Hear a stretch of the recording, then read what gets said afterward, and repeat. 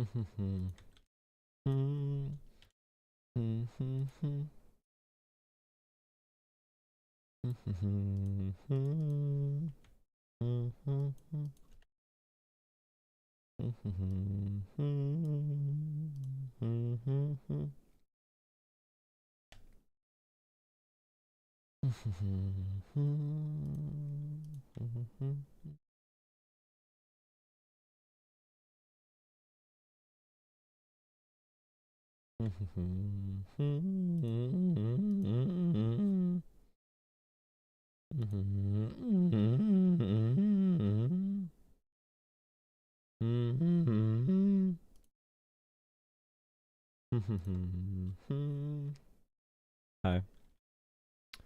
What's up?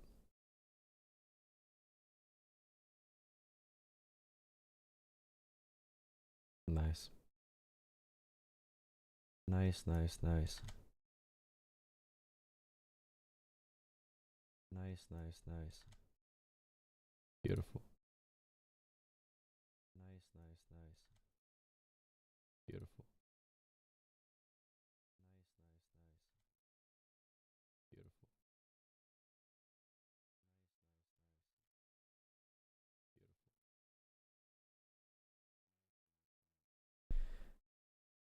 Please drop a like on the stream. Thank you for joining me. Please Thank you for joining me. Drop a like on the stream. Thank you for. Shut up, Jolah. Okay, I want to make sure I put these YouTube shorts up correctly. Members only. Wow, we are a special chat today. Yeah, well, I don't want. Yeah, I don't know. I want as many people in the shorts as possible, and the regular one is gonna be. The horizontal stream is gonna be members only for a little bit.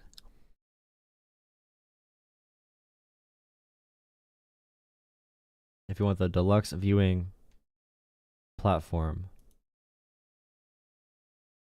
What am I doing? What did I just do? Come on, bro. I just put up some YouTube shorts on here. I put up 4 YouTube shorts for fun to see if it would help me at all with any traction.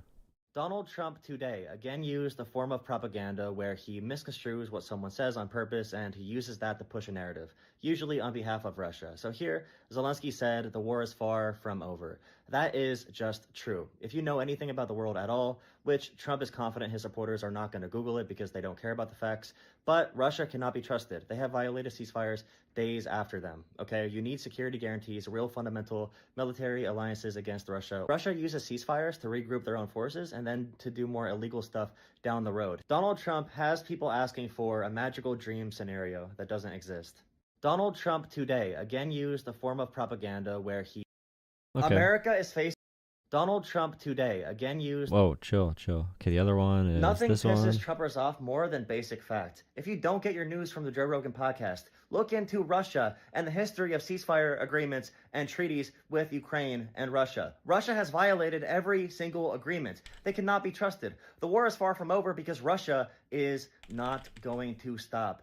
In 2014, they did not stop. In 2015, they did not stop. In 2004, they did not stop. In 2019, they did not stop. They did not follow the Budapest memorandums. They did not follow literally anything. They attack days after ceasefires. During the peace talks in Saudi Arabia between the U.S. and Russia, in Saudi Arabia, without Europe or Ukraine, Russia fired over 150 missiles into Ukraine in the duration of that meeting. It's basic fact. This war is far from over because Russia is not going to stop. Appeasing them, appeasing powers like this is terrible. In World War II, the Trumpers would be arguing that we should appease Adolf Hitler and just give him Czechoslovakia and Poland right away because he'll stop after that.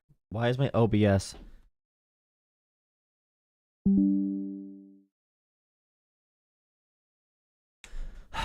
Reconnection successful. Okay. That's number 2. Zelenskyy did not wear a suit and he talked back against my Pookie Bear. No one talks. Zelenskyy did not wear a suit and he talked back against my Pookie Bear. No one talks back to my Pookie Bear. Margaret, thank you for becoming a supporter tier, Margaret. Margaret, thank you. Donald Trump is a supreme baby boy, and Zelenskyy did not wear a suit and he talked back against my Pookie Bear. No one talks back to my Pookie Bear. Donald Trump is a supreme baby boy, and they are training Americans to also be baby boys. and baby girls and just like babies in general. Little pee babies, peeing your pants and crying all the time about dumb shit. Really, if you look at what's happening right now, they want to shame Zelenskyy. Zelenskyy said, we need security guarantees against Russia because we cannot trust Russia. Trump says you can trust Russia. Putin's a cool guy. Russia deserves to invade Ukraine. They deserve territory. We should work with Russia. You know, he's mad at Zelenskyy for not liking Putin. And Zelenskyy sat there and took that for a long time. Trump lies about the funding. Trump lies about Zelenskyy being a dictator. Americans are so Tariff countdown that this party, is probably yeah. going to be messaging that works on them. Hopefully it doesn't work, but Americans have a really low standard nowadays. Zelenskyy did not wear a suit and he talked back against my Pookie Bear. No one talks back to my Pookie Bear. Donald Trump is a supreme baby boy, and they are training Americans to also be. Okay, that's number 3. I put a 4th one up too. RFK has had a real job for around 2 weeks, and he's already walking back some of his vaccine claims. Being a podcaster is really fun, bro. Reality television is super fun. You can bullshit about anything. But the real world is going to come and smack you in the face eventually. All this honeymoon phase bullshit Trump is doing, all the Trump MAGA mafia, whatever you want to call this administration, the reality will catch up to the reality television. Look at the fires in North and South Carolina right now. Is that some Democratic DEI conspiracy? No, it's real shit that's actually happening to real people, and somebody got to deal with it. All right, there's my 4 YouTube shorts, okay? Hopefully we get someone to watch that and call into the show for good content. It's not guaranteed. It's never guaranteed. It's always a rush to see if we're going to get the amazing content. AOC did something today as well, which is really cool, which I like a lot. Oh. It was not that, which I would like that. Call from Ronnie. Hello. Jolah. I'm back for business. I'm ready to rock. I'm ready to go with my favorite YouTube debater, the Destiny clone, my man, the myth, the legend. Let's go. Let's do this. I love you too, sweetheart.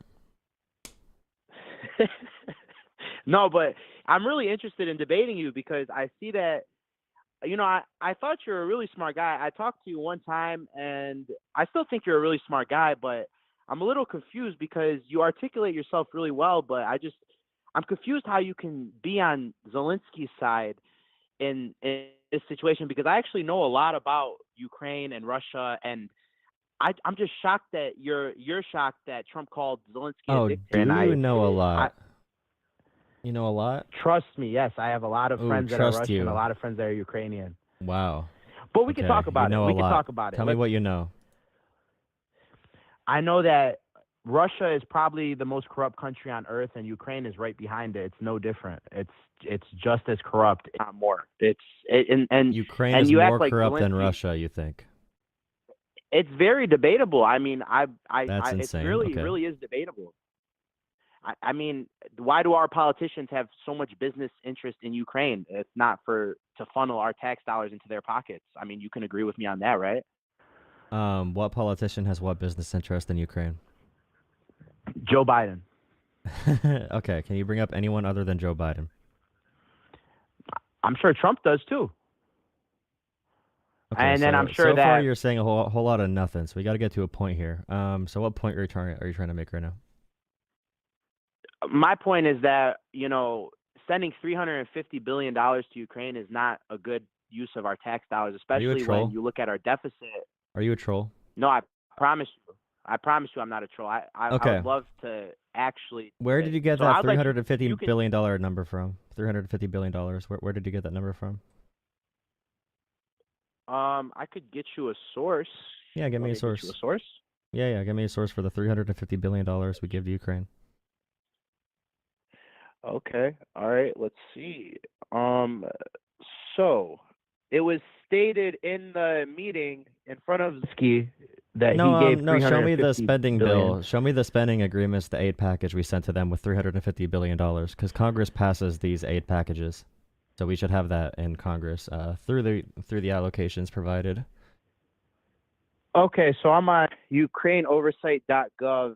It says Congress appropriated $174.2 billion through 5 Ukraine supplemental appropriation acts enacted fiscal year 2022 through fiscal year 2024, of which 163 billion. Okay. Okay, so it's not 350 billion. It's around half that. Let's say 160 billion. Is that a good use of our money? You know, there's probably 2 million Okay, people dead well, almost. let's just start off. You said you know a lot about Russia and Ukraine. You said $350 billion because you heard it on, you know, a Trump speech, and now you proved yourself wrong. That's how you fact check. I am proud of you. We're gonna give a round of applause in chat. That is a quick little Google. He Googled that in 2 seconds. He does have the ability to. So they have no excuses. Okay, they have no excuses for not knowing simple shit. Because these numbnuts out here want to get kicked in the balls repeatedly by this administration before they're gonna actually stand up to it. So. Wait, let me say some stuff that's really good that Trump's doing in regards to, you know, foreign actors in our country. Are you aware that there are massive cybercrime rings that are ran by Russia in the Russian, you know, like public, like the same way you can go on Facebook or any forum. They have forums where they have services where they are able to have people go into U.S. stores, pick up products, sell credit card data, ship you skimmers, do all types of illegal stuff. And this goes for other countries, but honestly, there's a lot of reports out there. But when Elon Musk and Trump and Doge is talking about there's been $200 billion that's been siphoned off into other countries, it's not a joke. Like, that's the actual fact. Like, there are like huge amounts of fraud and huge fraud rings from out of the country that huge fraud rings. The U.S. as a piggy bank. Huge fraud rings. Okay. Yeah. So far you've said nothing of substance with zero proof. So let's get to a point. You think Zelensky's a dictator? Yeah, I think that he is a dictator. I think that he rules by power, but I'm not. That's he not like rules by power. What does that mean? No, that's a big claim to say someone's a dictator. So why do you think he's a dictator? I mean, you think that in that part of the world, you think right on the border of Russia. No, you can make arguments that talk about Ukraine's government because you know a lot of Ukrainians and a lot of Russians. You know so much about this. So tell me about the Ukrainian political system and how Zelensky's the dictator. Okay. Well, let's talk about the various journalists that have been arrested by the Ukrainian government. No, I'm talking about like dictator. I'm talking about martial law. Foreign spies or someone giving intel to Russia getting arrested. That's not what I'm talking about. No, it's under martial law. What do you mean? Yeah. The martial law, for example. Why is Zelensky a dictator? So do you know what dictator means?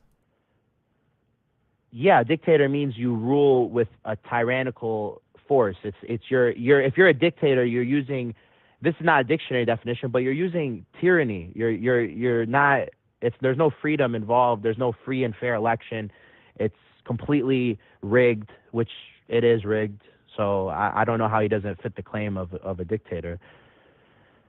So in Ukraine, they have their government and their systems open to the entire world's media. You can go there as a journalist from America and look around. The Ukrainian parliament has voted to maintain the martial law and to extend the martial law. It was done through democratic means. Nothing about this government is a dictatorship, and the corruption that is there is mostly from the former Soviet Union and Russia. So under no standard is Zelensky a dictator. Even the opposition party agrees. You would say that Zelensky is in no way a dictator. No, by definition, no. He does not fit the bill for dictator at all. Okay. So that's really interesting that you think that, man. Okay, no. Okay, so okay, deal with my points directly. Don't bring up anything else. Okay, so people that were voted in, okay, democratically, like we have in the U.S. and Congress, their parliament, that's like their form of Congress. Their parliament voted to maintain the martial law because that's in their constitution. During wartime, they're not going to hold elections. They cannot hold elections securely when Russia is invading and occupying 20% of the country. Now, with everything I just told you, engage with those facts. Okay, great. Let's talk about Gonzalo Lira. Have you heard of him? Because I remember reading this story a long time ago. It was in January of 2024. I just had to find out who it was. But he was accused of spreading Russian propaganda. He was a big YouTuber, and he was imprisoned in Ukraine and somehow died in there shortly after. It was a big deal on I said deal with the facts media. that I told you about. Yeah, I know it was a big deal on conservative media, but tell me the facts about the Ukrainian government that I just told you and how it fits under dictatorship. If you're arresting journalists that disagree with the government's views, that's by definition a dictatorship. You think that's what a dictatorship means? I mean, I and by think the way, that that's not qualifies true. you as a That's dictator. not true at all. That they killed him is not. I mean, if you have any proof of that, that'd be cool. But the only proven thing you could find is pneumonia. Do you have proof Okay. that Jeffrey Epstein was killed? Or what do you believe about Jeffrey Epstein? Do you believe that... Okay, can you How about engage with this? any You're- facts? you're- This is a really... Okay, I want to have Okay, adult yeah. conversations tonight. I'm in an adult mood. So talk about the Ukrainian parliament and how they Okay. vote for the martial law. How does that fit dictatorship? Well, that's a fact. And, I mean, That is a maybe by fact. definition, you know, you could say that Zelenskyy is not a dictator. I'll concede that point. But I will say that he is imprisoning journalists. And while I can't prove it, you know, just like you can't prove that the Russian opposition, you know, that get arrested and somehow die in jail aren't, you know, you can't prove it that they were killed. But just like you can't prove that a lot of things that happen in various countries, even in the U.S., you can't prove that they were killed by the government. But that's the point, you know. I'm sure in the U.S. it happens all the time, you know, like we don't even know who gets disappeared. So like jailing the happened. Gonzalo guy is 100% justified. He was in Ukraine sending intel to Russia and justifying Russia's actions when they were invading and pillaging and killing civilians. He was during justifying their wartime, actions.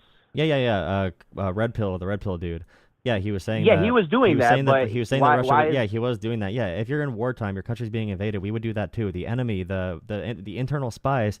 During wartime, when your country is being invaded by another country, you're not just gonna let that person fly. If you say that, you're not being truthful, because no country would let that fly. Right.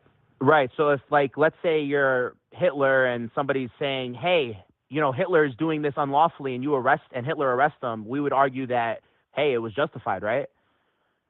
You made 0 points there. That sentence did not make any sense. That was a good point. What are you No, saying? you Come did on, not be make fair, a man. point there. You did not make a point there. The actual comparison If would be, for Hitler- example, if someone was in the U.S. right now and they're a known Chinese spy, we found they were sending data back to Beijing, would you be able to arrest that person? Are they considered to be a foreign spy? No, because you're equating the U.S. and Ukraine, but a better equation would be a country that you don't like doing that action. Because if you equate the Nazi actions Germany that Ukraine invaded took, other countries. Nazi Germany invaded other countries. Of course, I'll disagree with their actions. But if it was Poland taking America pro-Nazi invaded other sympathizers, countries. and okay, So no government is morally just. Like you have to admit that every government is in some ways evil, because by nature humans are evil when they get power. They do Okay. We're evil getting away things. from facts. Talk about facts. I Okay. don't want to have all these meta conversations because you can't engage with the actual facts on the ground. Okay, so Russia and Coach Red Pill, I don't care about Gonzalo Lira at all. I do not care whatsoever about that at all. Okay, so now go back to the point of Okay. Zelenskyy being a dictator or not. Okay. I honestly, I'll concede that point. I already said I'll concede that, but I really am interested to see why you think that the way Trump handled the situation in the Oval Okay, so Office. was Zelenskyy bad. is Like, not a what- dictator, and also we did not give them $350 billion. The fact that Trump keeps on repeating the $350 billion number, knowing it's fake, and also Trump keeps saying Zelensky's a dictator who wants the war to keep going for his international fame, those things alone are discrediting. And you fact-checked yourself here. You probably still believe those things, though, because you don't care about facts.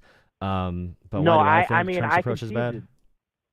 Yeah, you conceded Yeah, here, but yeah, you're why going do to you go back think to his saying dumb approach shit is tomorrow, bad? though. His approach is bad because he said that Russia was justified. He said it's Ukraine's fault for the war. He said Russia fought and died for the land and they deserve to keep it. He's justifying all of Putin's claims, the fake lies about Zelenskyy being a dictator and taking kickbacks and profiting and looking for international fame. Trump has not said one negative thing about Putin at all, which is the person who caused the conflict. And now Trump brought out a fake mineral deal, which he purposely set up to try and frame Zelenskyy and ruin his popularity. Because Trump tomorrow is probably going to pull out from NATO, I'm guessing, at the State of the Union. Okay, so I hope not. You know, that would suck, but We basically already did. I want to say. Well, so I have a question then. So you're saying that Trump was wrong for the reasons you just stated, but my rebuttal would be that it's really American aggression that led to this entire conflict in Ukraine. Because Why? Because how would you feel if you're America and they're just putting And China troops buys and missiles people in Mexico, and China puts people in Mexico, right? Is that the same argument you're going to copy and paste from everyone else?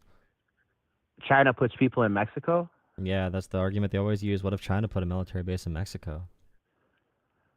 Well, I usually use the Cuban Missile Crisis example because that is the actual example from history with Russia. You mean when we Russia reacted, purposely put missiles near our borders to antagonize us on purpose? Do you realize?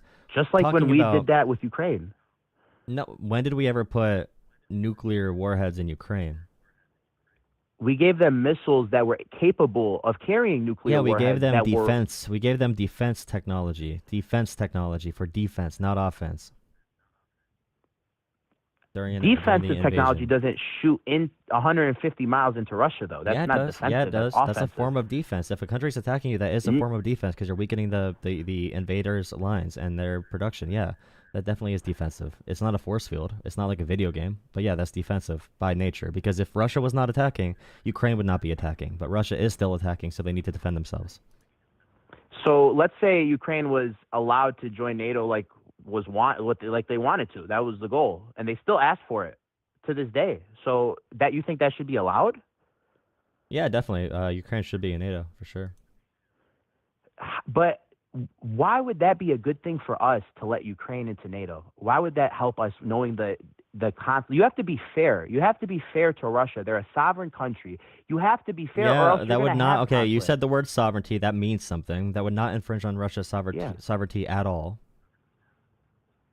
Yeah, I know. It doesn't infringe on their sovereignty. That's not the point. The point is that they're a Russia can sovereign. be killed and isolated because their economy is weak without us, but we're saving them right now. And there should be no issue with Ukraine joining NATO other than if Russia wants to attack them. So you think Russia can be killed and isolated? That's where I feel like it's not the right Objectively, play. yeah. And If I we don't kept think, on helping Ukraine defend themselves, Russia would have to stop. They are suffering immensely from this. Putin was in way over his head. Their technology is not that good. Russia's forces are dwindling. The conscriptions are failing to a large extent. Yeah, I mean, when it comes to Ukraine versus Russia, Russia is having a terrible time right now. so I mean, you Trump is saving them, truly believe that Russia, if they didn't want to, you think, in Russian media, they don't even describe it as if they're trying to steamroll Ukraine, and he's been playing down, Putin has been playing down the conflict to his people the entire time, calling it a specialized military operation, acting like it's targeted, this, that. It's not like they're going in and saying, yeah, we're taking back Ukraine. What they're saying, the casus belli, is that we have Russian-speaking people that are being discriminated against and abused in this region. That's the That's not justification. true. And I on mean, top- so in 1991, I think, Ukraine, every part of Ukraine voted to leave Russia, essentially. Now Crimea was only 55% in favor of leaving Russia. So I mean, that's the one area that they were able to sort of section off right away in 2014. But still, every part of Ukraine wanted to separate from Russia. Many of those who supported Russia went into Russia if they wanted to stay with them.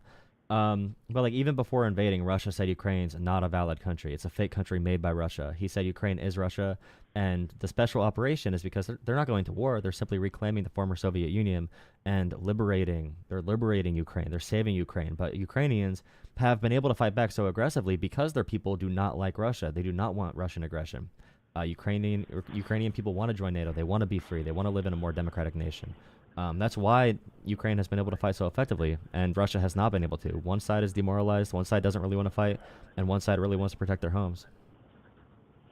Okay, so you don't think that it's smart to have like a little bit of a buffer zone between NATO and Russia, and with some neutral countries? Like you don't think it would be better to try and go in that direction diplomatically rather than having them join NATO and now isolating Russia, and then Russia ends up invading Ukraine, and now we have to jump to Ukraine's defense? That would be ridiculous. Like I couldn't. Can you, like, are you okay with getting into a nuclear conflict or a potential nuclear conflict or having a potential World War III over Ukraine? Like or over defeating Russia? Like what's the end game here? Like what's the goal? Like just to get more geopolitical power for America and NATO? Like what's the goal? Like, I don't get it. Like, why are we doing that? So like when Hitler was able to take Czechoslovakia and Poland, it gave them very advantageous areas for military for the combat initiative. After that, appeasement gave Hitler the necessary resources to continue on, appeasing them and giving them areas of Czechoslovakia, like I said. When they made the same claims like Nazi Germany did about there being ethnic Germans there, that empowered that country. So the goal would be to isolate Russia and force them to play nice. Just like, Russia violated like 15 different ceasefires in the past 20 years or 30 years. They're not able to be trusted. If they want to go into... If they're going to start a nuclear war, they're going to start a nuclear war. They usually just do that for a fear-mongering scare tactic because Putin's legacy would be forever tarnished if he ever launched a nuke. He doesn't want to do that. It's all fear-mongering for people like us, and he wants to scare us into telling our politicians to not support countries like Ukraine. It's all propaganda. It's all propaganda. Russia is all propaganda. They lied about their military technology. They lied about so much. And now the U.S. is going to help them catch up rather than put them in a stranglehold and forcing them to play nice. And the United States right now is acting like we're the weakest country in the world, like we can't do anything economically, soft power, anything. Like the U.S. right now is just bowing down to Russia, which is also a propaganda mechanism. But like, there's no reason we should be backing down and saying, "Oh no, Russia's gonna attack," because if they're gonna attack, like I said, they're gonna start that war regardless. Ukraine makes it easier for them though. Yeah, like it's a casus belli for them. So the way that countries are able to impose claims on lands is they have to have some sort of justification some way, or it affects them and their diplomacy options. Because in the game of power, in the game of geopolitics, like if Russia just invaded Poland tomorrow, what would the world do? The world would all turn against Russia. They would say you're a warmonger, you're a piece of crap, and they would go against them if they did that. But with Ukraine, they have the argument to say, hey, this is former USSR, even though Poland That's not an argument. That's not an argument at all. Exactly. You just brought up how that's a dumb argument because they can say that about anything. And then if they invade Poland, you can make the same argument like, oh, they have nukes. We don't want to start nuclear warfare. The way you stop countries like this is you stop them right away. You don't appease them. You don't give propaganda on their behalf. Making Putin more popular in the U.S. Trump right now is making Putin a popular person in the Republican Party and making Zelenskyy hated on purpose. Yes, if you look at the poll numbers, I can bring up the poll numbers right now. That is fair at 100%. Name one bad thing Trump said about Putin in the past 2 weeks. I mean, he's in the past 2 weeks. Why would he say something name bad one about bad the guy thing. he's Name one bad appease? thing about Putin invading Ukraine. He blamed Ukraine for the invasion. Did he ever say once that Russia's responsible for the invasion? Even once? But that would be a really bad thing to do. That would not to be say a good like idea. what's actually happening. So to say that Russia invaded Ukraine is a bad thing to do, you think we should just repeat Russian propaganda? That. When? No, but sir, he has said that Russia invaded, and he said that in the meeting with Zelenskyy. He said Russia invaded. It never should have happened, and we're going to end it. That's what he said. He just said today that it's Ukraine's fault for starting the war, and Zelenskyy wants to maintain the war so he can maintain international fame. So I don't know if he was just saying that because he's afraid to say things to people's faces, which makes sense. But his messaging, like super hard, is super pro-Putin. And that's really bad. It's not good to justify what Russia's doing. There's no reason to justify it. We're the United States of America. I don't know why we're bowing down to this country that's so much weaker and more empathetic compared to us. But we apparently need to mythologize, make them like a because a huge, Russia has superhero. allies too, man. Russia has allies. They have BRICS. That doesn't mean we should be an ally. But we should approach it diplomatically, because if we approach it, we approach it diplomatically. We say, hey, Russia, you could be a part of the global stage if you stop invading countries near you. Let us make these countries NATO, like we agreed to in 1997, and then Russia, we can integrate you back into the global economy if they really want to play nice, because they were going to play nice. They pretended to with the ceasefire in 2019, but that was a complete fraud. It was fake, and they just bypassed that once they got what they wanted.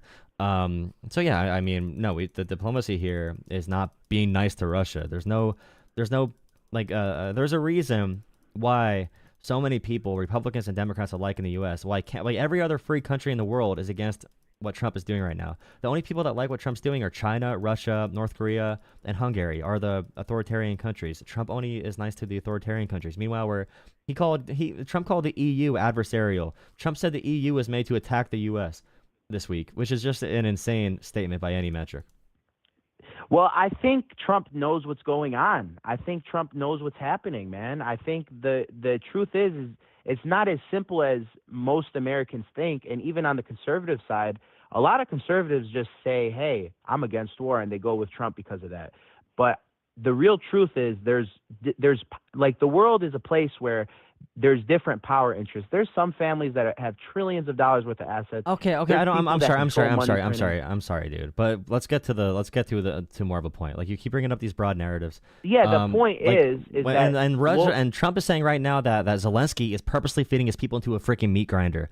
It's the most disgusting thing a U.S. president has ever said. No, he's purposely feeding his people to a meat grinder. You are a literal numbnuts if you believe that. But how can you argue otherwise? The people have no chance of winning.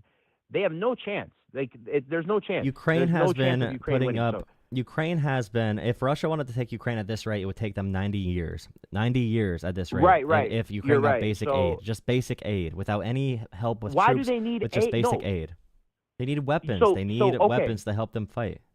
Exactly. You proved my point. Thank you.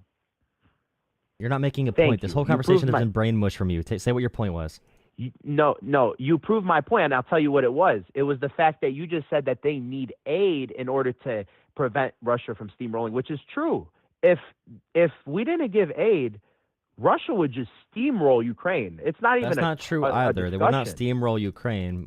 Even without the USA, it'd be a lot it'd be a lot harder of a challenge for sure. But there is weaponry they can get from other countries as well. But regardless, that's a dumb statement to say. The Ukrainian people are fighting for their lives. You said from other countries? Yeah. You said from other countries. Yeah, so the U.S. just has a huge stockpile of weapons. Yeah, but you're acting like after the U.S. backs out that all the other countries aren't going to just fall in line with the U.S. They are going to fall in line with the U.S. And the reason why this happened is because of the U.S. EU is just going to fall in line? What happened because of the U.S.? The UK and France are also, they're literally praising Trump because right of now, the U.S. Prime Minister and the UK literally just said they put boots on the ground in Ukraine if they needed to for security guarantees.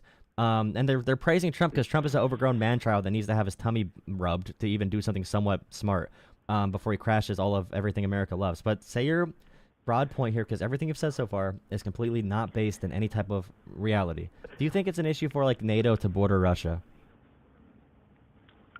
Yeah, I think it's not beneficial for us to further encroach and violate our word of saying that we wouldn't go further. I think it's okay. So violating our word, that's also a fake propaganda piece. There was never an actual agreement.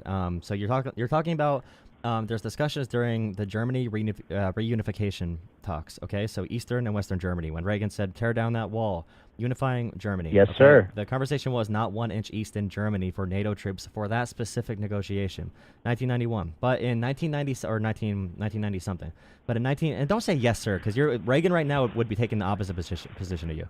But in 1997. Russia you and said NATO Reagan agreed. would be taking the opposite position. Yes, Reagan he would not be. He would not be war. being a little baby boy for Russia right now. But listen, in 1997, that's exactly what he did. In 1997, NATO and Russia had an agreement where Russia noted NATO would be expanding, but the agreement said NATO can expand, but you just cannot put nuclear arms in the new members in Eastern Europe, because the Eastern European countries were scrambling to join NATO. Especially in 1999, we added our first countries east of Germany, I believe. But yeah, Russia has noted that we were going to grow NATO. The idea that they said not 1 inch east and that was some official policy, that was reported as word of mouth in a conversation during negotiations for Germany. That was nothing to do with NATO expansion in general. Gorbachev himself said this in multiple interviews, including a podcast in 2014. I need to memorize all this information because the media you consume does not tell you real facts about this stuff.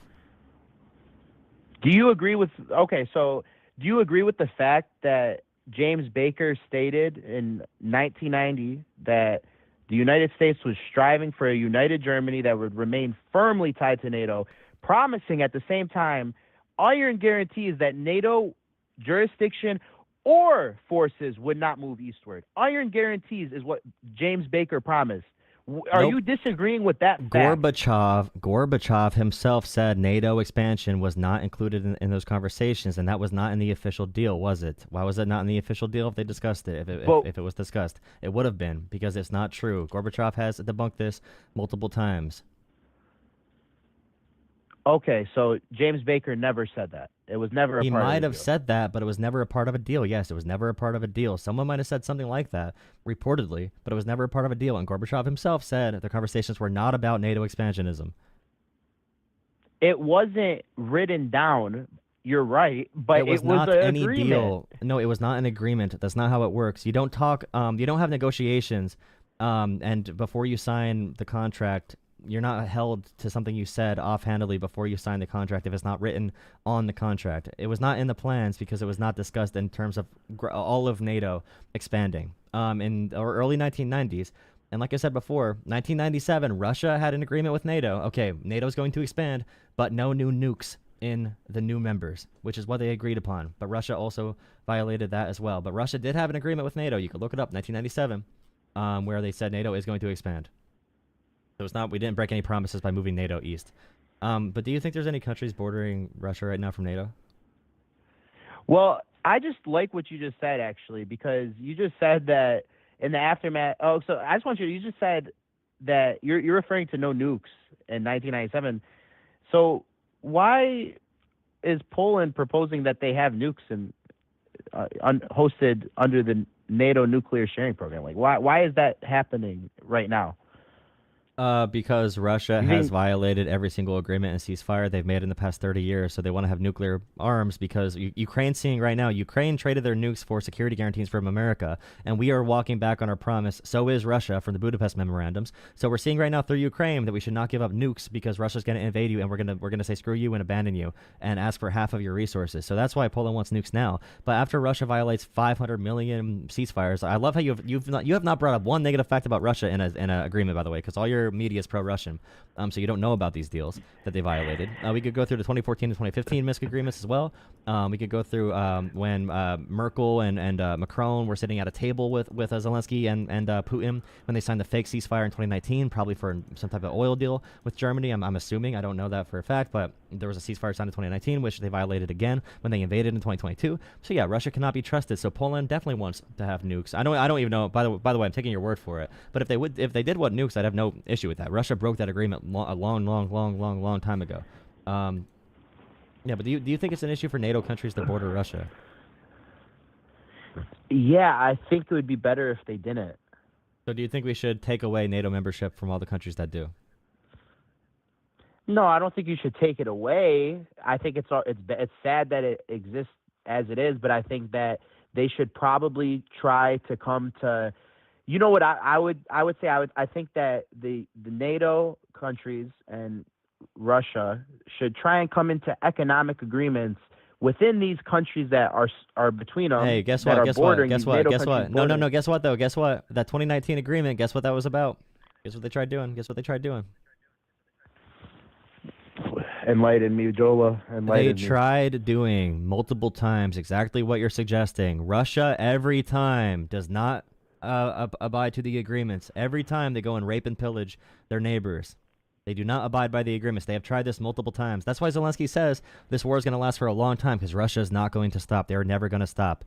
They want to expand. They are imperialists. They want to fight their neighbors. That's what they want. That's why every country wants to join NATO. Did you just say so that Russia is imperialist? Are you going to engage with any points I just said? Or are you going to have because I could talk to someone else if you're not going to, honestly. Because I just said a lot of information there. It might be overloading your brain a little bit, but can you engage with any of that? What I just said, you said we should have an economic deal with Russia. You realize we have tried that. That's why Ukraine wants real security guarantees. That's why Zelensky's not signing any deal America gives him. Because number one, America's already walking back from deals we already have from denuclearizing them. But also, he knows that Russia cannot be trusted because they tried doing this. They tried doing this agreement already in 2019. They tried doing multiple economic deals with Russia. It never stopped them. Okay, so You're saying that we tried multiple economic deals with Russia, and Russia were the ones that couldn't help their warmongering, and they just had to break these agreements. So which let's talk about specifics. You said 2019. That was you.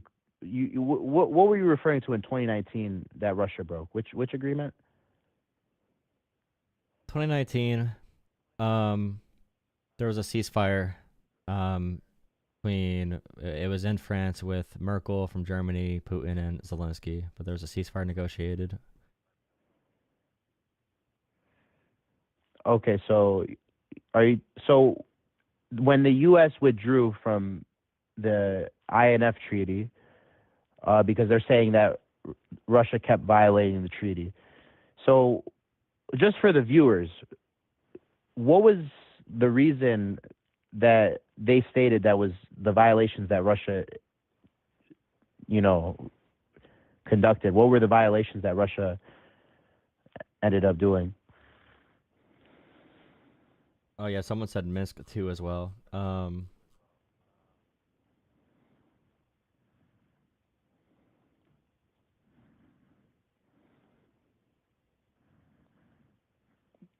You said Minsk too? Yeah, the Minsk 2 agreements. So I'm pretty sure that Putin violated that ceasefire 2 days after they signed it, right? Wait, let me see. Minsk 2. Well, you know what's funny? I think it's hilarious because even American presidents, with no reason, when they're not in power, will state that Putin always was a man of his word and always held his agreement. So I'm just shocked that Democrats will say this. Republicans will say Who said this. what about Putin?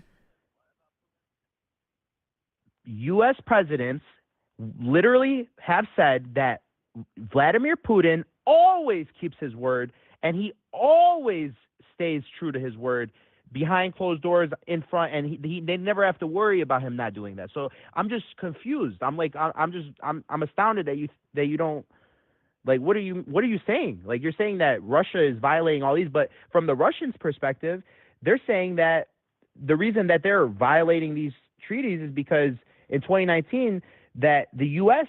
was violating the INF treaty. They're saying that these Aegis offshore installations constitute a violation of the treaty that the Americans why do you and the NATO are. I have a question though. Why is everything you say arguing from the Russian side? Like, have you made an argument on behalf of like any other country other than Russia? Because the reason why is because Russia is not the aggressor.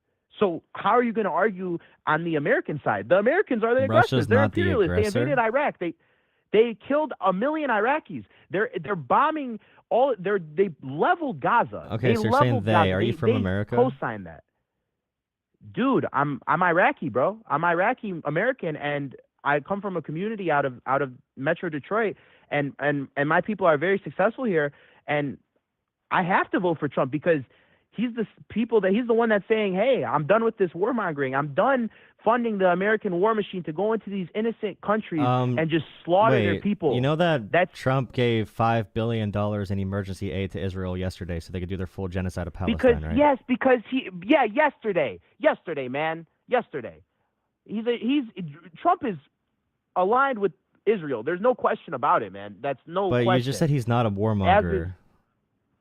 He's not. You think that Gaza would be leveled right now if Trump was in office? You really think that would be the case? Yeah. Have you seen Gaza? Yeah, that would have happened quicker if Trump was in office. Yeah, that would happen quicker.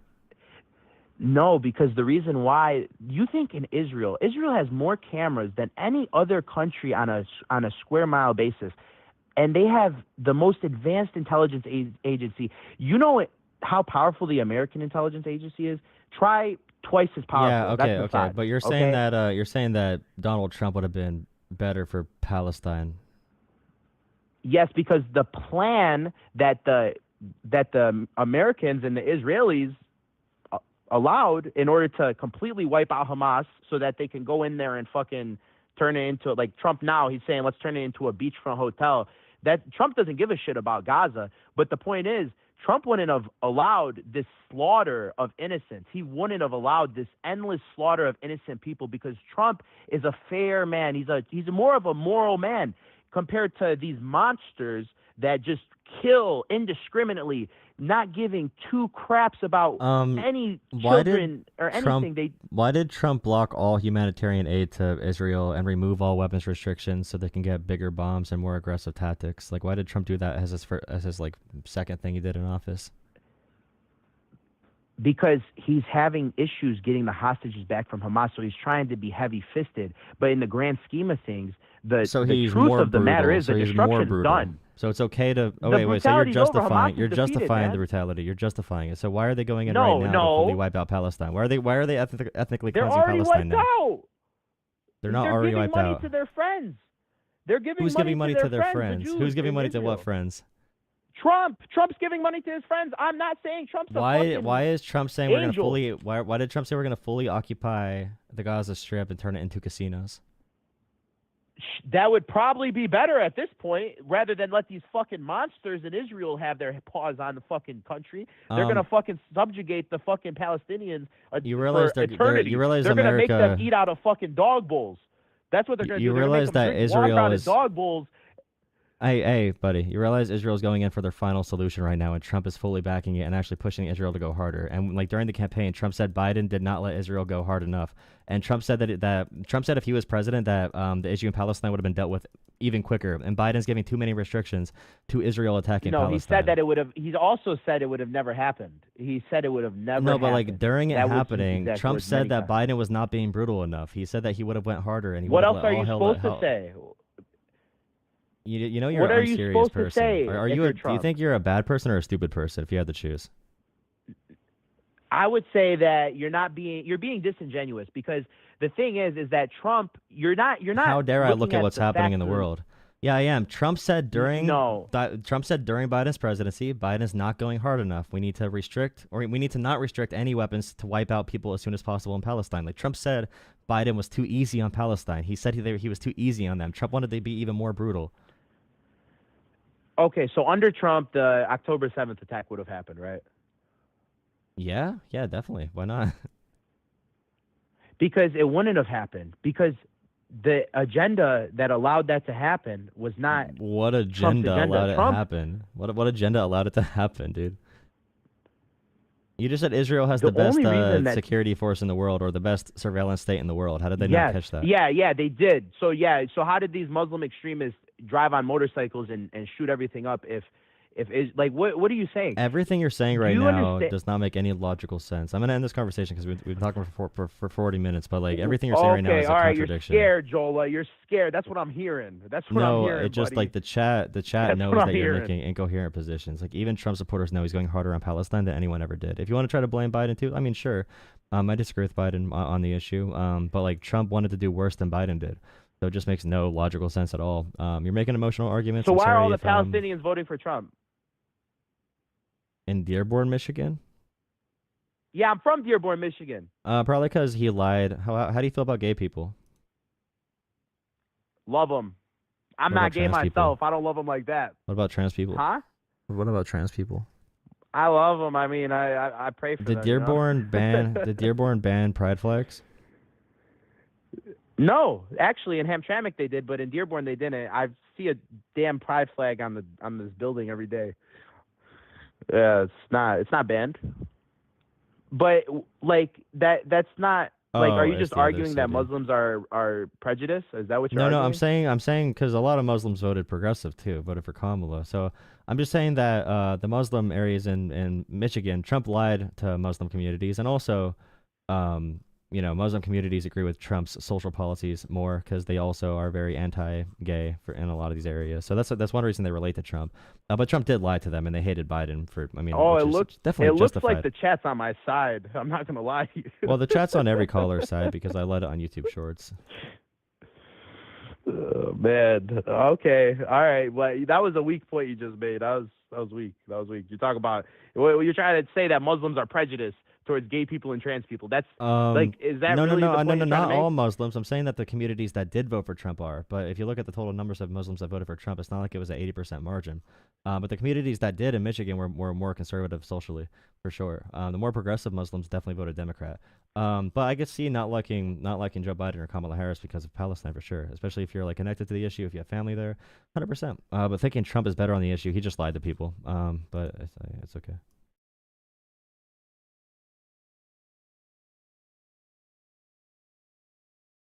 I think I was too stupid to talk to you that long.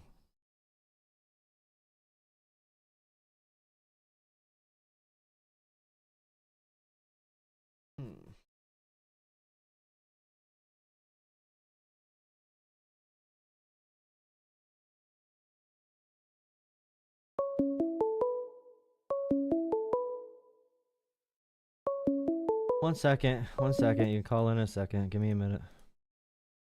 Thank you for watching. Please drop a like, a comment, and subscribe. Please consider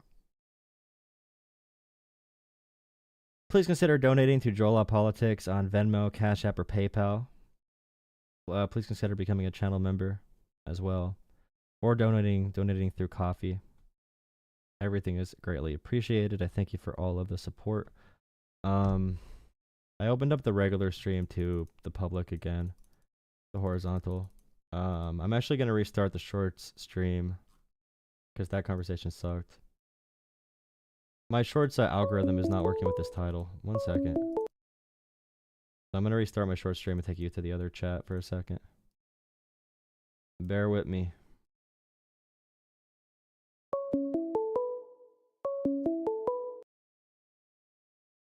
Jesus.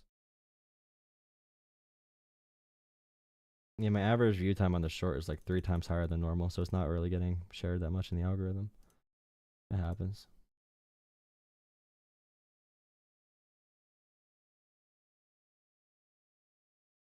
It happens.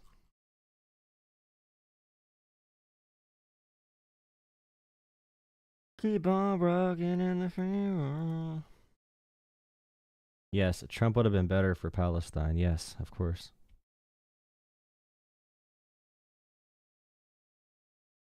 Are you saying all Muslims don't like gay people? No. A lot of Muslims don't like gay people. A lot of Christians don't like gay people. It's just one of the reasons they like Trump.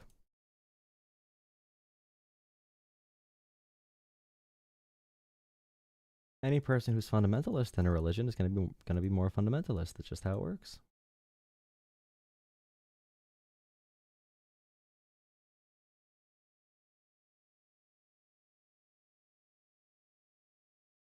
Most Muslims don't. Eh.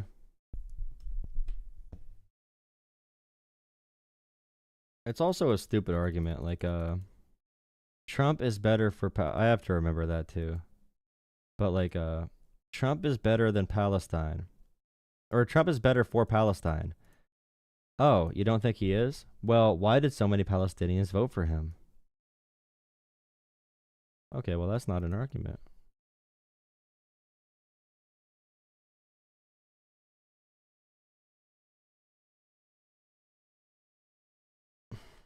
If someone's okay, so if someone is like that where they are not entertaining and they're also they're not entertaining and they're also really dishonest, I definitely need to move on quicker. He did come into the conversation calling me a Destiny clone though, so I kind of knew what kind of life he lives. What kind of terrible life he lives. All right, the shorts stream is back up, guys.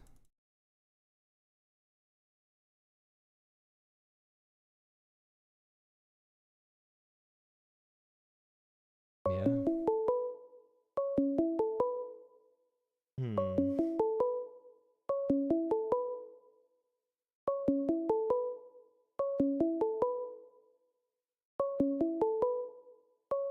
Call from Juan. Hello. Hello, Jolah. How are you? I'm okay. How are you? I'm doing very good. I just wanted to talk about Donald Trump, and I just wanted to say that I feel Gaza will be better under the direction of Mr. Trump because we can get Burger King and McDonald's in the Gaza Strip, and we will have food to eat. And you need to stop messaging 14-year-old girls. Nice.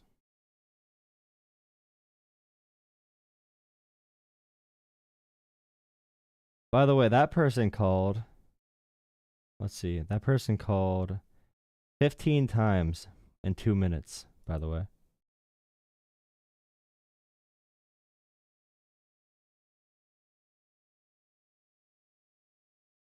How are you guys doing tonight? How is everyone feeling?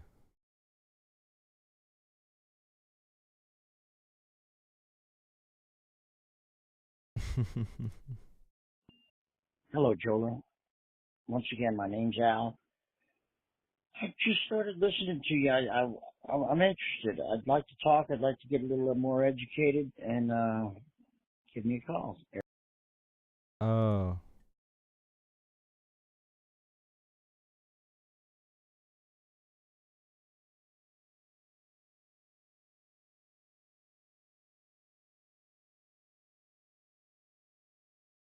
Okay. That's what I get, dude. That's what I get.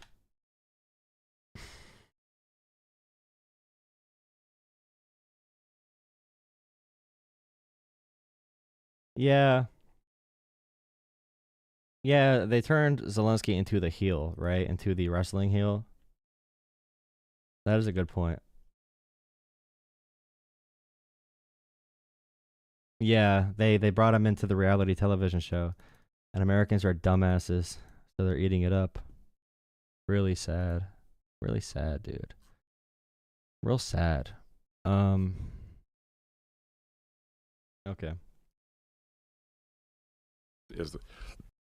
Well, I mean, the government's one big permit scheme, if you ask me. Yeah. So Joe Rogan is in love with Elon Musk. He is a propaganda agent for the billionaire class and the people stealing from the American people right now. And they were talking about cryptocurrency being not legitimate and seeming like a scam right before Trump announced the strategic crypto reserves. I don't care, actually. I don't give a shit. If no one calls in, I'm going to go off. I'm kind of done with it for tonight. There you go. I give up.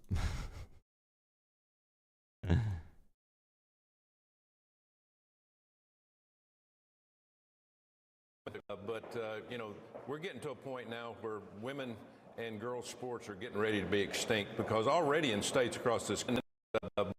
This is Nazi party level of lying. This guy is one of the worst human beings to exist. There are about like 2 trans people playing sports in America, and he's talking about women's sports being eradicated after they signed the anti-trans sports bill. No matter what your opinion is on that, talking like there's this army of trans people is genuinely, you know, we're getting to a point now genuinely where women disgusting. And girls sports are getting ready to be extinct because already in states across this country we have high school teams that are made up of totally boys participating against 100% girls. happening. So, it's very serious. Hopefully we can get something done today, but President Trump's executive order is only going to last John 4 years. After that, it'll probably go the other way. Yeah, so there's about like 5 trans athletes in the entire country. If you don't want them to play the sports, fine, whatever. But don't talk like they're ending women's sports, bro. It's so cringe to lie that much. It's so cringe to lie that much. 4 trans kids playing high school sports in Utah. 1 trans student playing girls sports. 1 trans student playing girls sports. 1 trans student playing girls sports. Nice.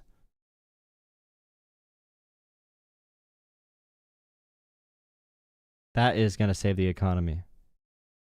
For real. If we're being honest. Years ago. Doge did not exist 2 years ago.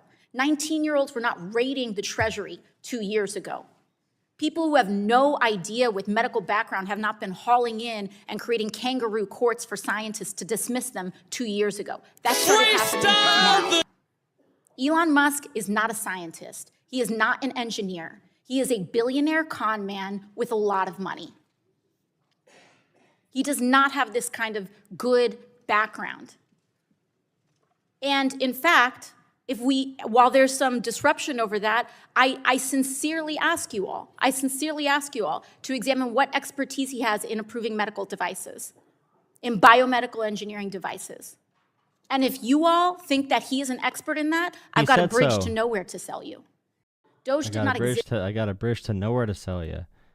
Yeah. What is this? Kyle's been bothering me, telling me to watch this. Of diplomacy.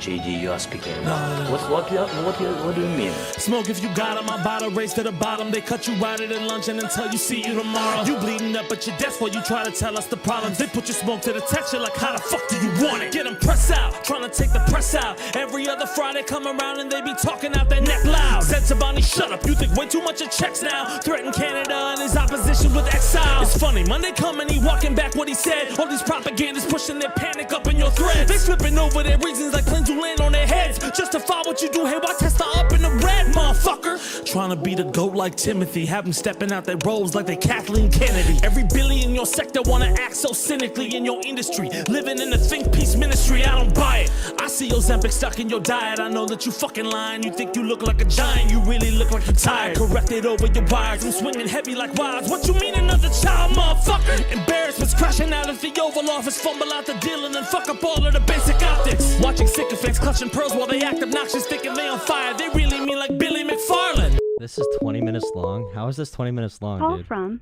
How? Ronnie. How is it 20 minutes long? At any time, you may press star to join the call. Oh my god. Oh my god. I didn't mean to do that. But you're bad at looking cautious, second guessing cuts like you was betting at the Oscars. You keep talking about these files, but you never fucking drop them. Tell these motherfucking fishes to fly back, cause no one wants them right here. And I ain't dying out like Skype. All these people who type out an essay, then learn how to fight. Bitch, I be hungry like it's Ramadan. Tired of these drama farms. Go ahead, call me Gene, and I'll steal the scene when I fucking want. Oh! Too soon. Rest in peace, I see Sonic the Hedgehog. Gene Hackman. Very quickly, just to let everybody know, we're gonna have a little bit of a shorter breakdown today. It's gonna be one major story. Sometimes, Does he rap about it and then do a show about bro, it? it feels like dealing with the comment section is like being in one of those town halls from Parks and Rec. Also, has anybody noticed that Elon Musk just probably watched Ron Swanson's character and then took him like way too seriously, like way too seriously, like a fucking idiot would. You guys can call into the show if you're still watching. You can still call in. I mean, the stream's dead tonight, but you can call in. Hey, thank you guys so much for watching Freestyle the News. If you like what you heard, please show up after a grueling week-long schedule of basketball where you're also collaborating with the most famous anime currently at the time, and have a little animation play where Luffy is like dunking on somebody Space Jam style, and after the refs call like 1,000 fouls trying to take the game away from you, and one of your players leaves due to a calf injury, you finally somehow squeak out another victory because JJ Redick is that guy. And then leave a comment on your favorite bar. If you don't know, hey, I went to the Lakers One Piece game on Friday. It was fucking awesome. I got a cool little t-shirt. Me and Maddie got a couple of seats, and we got to watch Luka and LeBron play after being dead tired from the gauntlet they've been facing currently. But also, since it was One Piece Day, there was a bunch of One Piece and Lakers fans. So Nice. Good rap. Good rap, dude. Good rap, dude. What's this? LOL. Thank you. Largest drop of the NASDAQ since March 16th, 2020. That's a good thing, though. When the NASDAQ goes down, that means more money is good. Trump is really good. He's also doing tariffs starting tomorrow. This is so cool. Bro, this is so based. This is so cool. This is saving America. Well, you've heard the story, of course. I went up, I was visiting the floors. I walk up to the 7th floor of the National Security, and I couldn't get in there because it's a skiff. Well, that's how it was secure. Oh. But my detail managed to get me in there. They still had a picture of Joe Biden on the wall and Kamala Harris. That's how bad it was. So The Attorney General going on media to be a propagandist 24/7 is insane, by the way. This is not normal at all. This person is supposed to uphold the law in America, and she is purely being a propagandist. And that makes sense. She's one of the most corrupt people in American history. When it comes to anyone who works in law in general, she has received so much money from big corporations. She's purely corrupt, but she's on Fox News 24/7. She should have a Fox News TV show. Just have a TV show at this point. So I personally took those off the wall. But that's Bro, this is so epic. She took the pictures off the wall of Joe Biden and Kamala Harris, bro. That's so freaking cool. That is so cool, dude. That is so cool, bro. That is so awesome. I love it. I am America's back, bro. America's back, bro. the tip of the iceberg.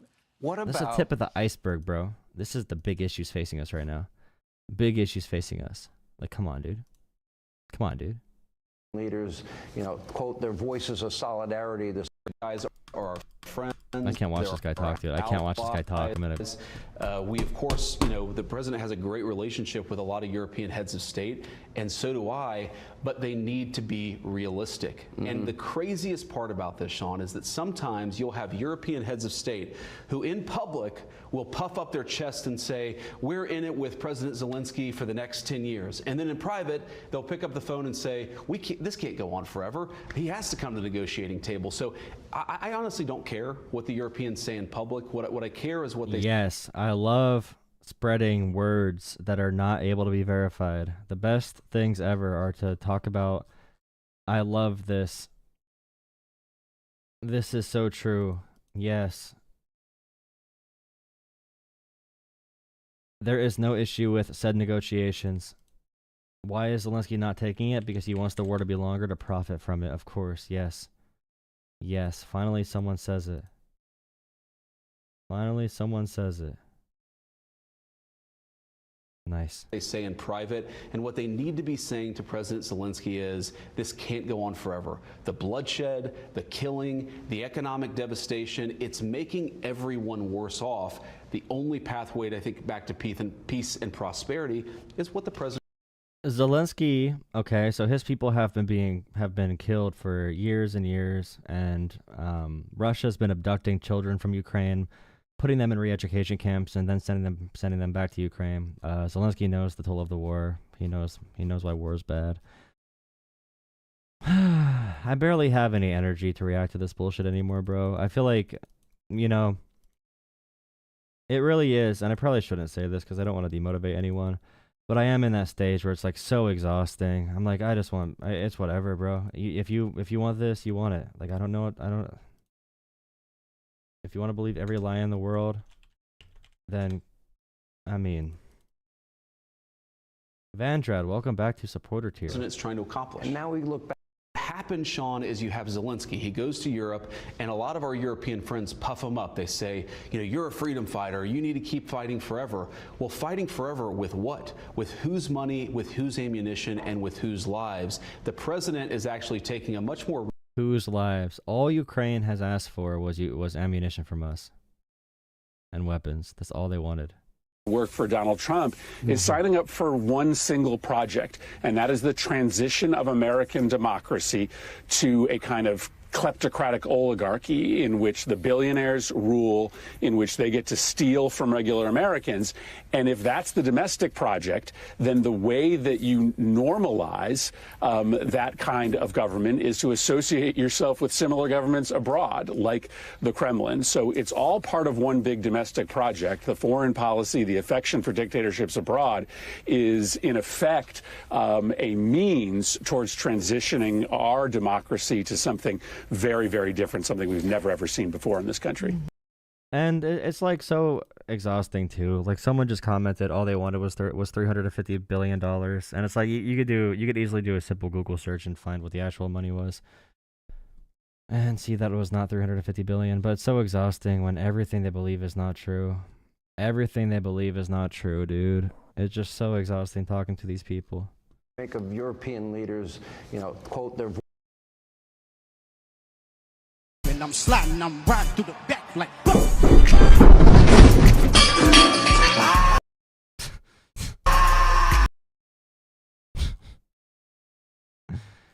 Oh my god, dude. Sided with Russia and North Korea at the United Nations. What message did that send? Well, the first message it sent to me was shame. Senator Angus King is an independent from Maine, serving on the Armed Services and Intelligence Committees. I always try to think of, you know, what's the argument on both sides? I cannot think of a rational argument for pulling our support from Ukraine. Senator King likes to point out that Europe has given more than the U.S., and Ukraine has given the most. They've done the dying. All they've asked for us is to send them the means to defend themselves. In this moment, what should Congress be doing about Ukraine? And also, we are profiting from them using our missile defense systems. We get that data. We perfect our systems. We learn about modern warfare and drone warfare from Ukrainians dying in combat. So they have paid us back more than, you know, far more than any money we can give.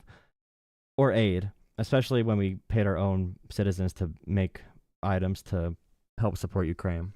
But also, like, the U.S. is just such a bad country. Like, we are so self-centered and so selfish. So sad. Right. I think they have to start speaking up, because if we persist in walking away from Ukraine, it will be the greatest geopolitical mistake that this country's made since World War II. Yeah, but no one's going to understand that. You could see why the propaganda works so well, though, because people are so stupid. 1 second.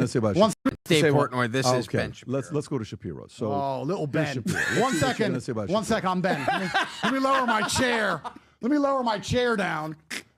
Listen, I suggested the other day that you and Ben do a podcast together. Listen, let me tell you about Ben Shapiro. I'm not even going to read Ben's crap. I don't want to hear it. I don't want to hear Ben's crap. Let me tell you about Ben Shapiro. Ben Shapiro, the only OnlyFans donates to AIPAC, which pays Ben. So when he complains about anything to do with me helping girls optimize webcam profiles 12 years ago is absolutely hypocritical. He's taking money from OnlyFans. That's what they call it now. Optimizing webcam profiles. Today. He's taking money from OnlyFans as it Ben stands. does OnlyFans videos? Ben. Oh, I'm sure for enough money he would. I'm sure for enough money he would. Midget I porn. did not know that. Midget porn. OnlyFans are paying AIPAC, which are paying him as it stands. that's what you're so saying. anything about his pornography crap can go out the window. Anything about him complaining about my criminal charges, once again, due process out the window. I like to think, after what they just did to Trump, by the way, remember, Trump is convicted, and he's president, and nobody believes it. I'm not even convicted. And Trump was convicted in an American court, New York. Okay, you can barely call it American, but it's better than Romania. And I'm not even convicted. So he's our president we all respect and look up to. But me with a lower barrier, who's been lower down the chain, they're going to pretend they're offended by for some reason. Hey, you know what? Good argument. Actually, good argument. You can't even be upset.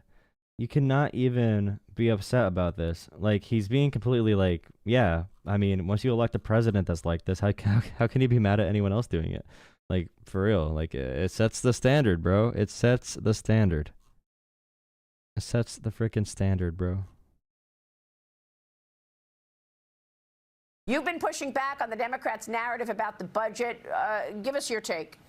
Well, the Democrats' narrative of reading the budget that we made is crazy, dude. This is typical of the Democrats. They just lie and make things up. I've been very clear. I will not cut Social Security, Medicare, or Medicaid. The fact is that these programs are vital to folks all across our country, and they've paid into them. But we have a $7 trillion New donation from budget, Elda Sports $36 Official. trillion in $20 debt. stay We have open-minded. to rein in the size I and know scope nothing, of the federal government. but I'm very and that's aware. what we are working towards, in addition to providing middle-class tax Thank relief. you. That's why I've been fighting so hard to lift the cap on salt. Middle class tax relief. As well as securing our border, Yes. strengthening our military, and increasing domestic production of energy. That's what this legislation is all about. And Democrats seem to be opposed to providing that critical tax relief because Billionaires. Yes. You've been pushing back on the I wish Democrats would just go out and start lying, bro. At this point, just go lie. Like, just go lie. I don't care. Just go lie. Actually, just say the true things. Like, just say true things. What would Kendrick do? What would Kendrick do if he was in a rap competition versus Republicans? How would Kendrick talk about that? If we're being honest, we have to follow whatever Kendrick would do. Said specifically, it will mean UK boots on the ground and planes in the air. From your answer, I am taking that that will not mean Canadian boots on the ground. Is that, just to finish, is that the case, or are you considering Canadian boots on the ground in the form of peacekeepers down the road? Every step of the way, Canada has looked at the ways it can best help. And as I've said a few days ago, everything's on the table. We know that the Canadian military has ways that it can contribute. We're not going to get ahead of the discussions on how to keep a peace that isn't yet in place. But Canada will be there and is open to doing what is necessary, but those will be decisions taken in the coming years by Canadians and their government. Prime Minister Starmer said specifically it will mean UK boots on the ground and planes in the air. From your answer, I am taking that that will not mean Canadian boots on the ground. Is that, just to finish, is that the case, or are you considering Boots on the ground from other countries. Those security guarantees, Putin is definitely against them because those security guarantees are actual guarantees, and Putin does not want any actual guarantees to happen.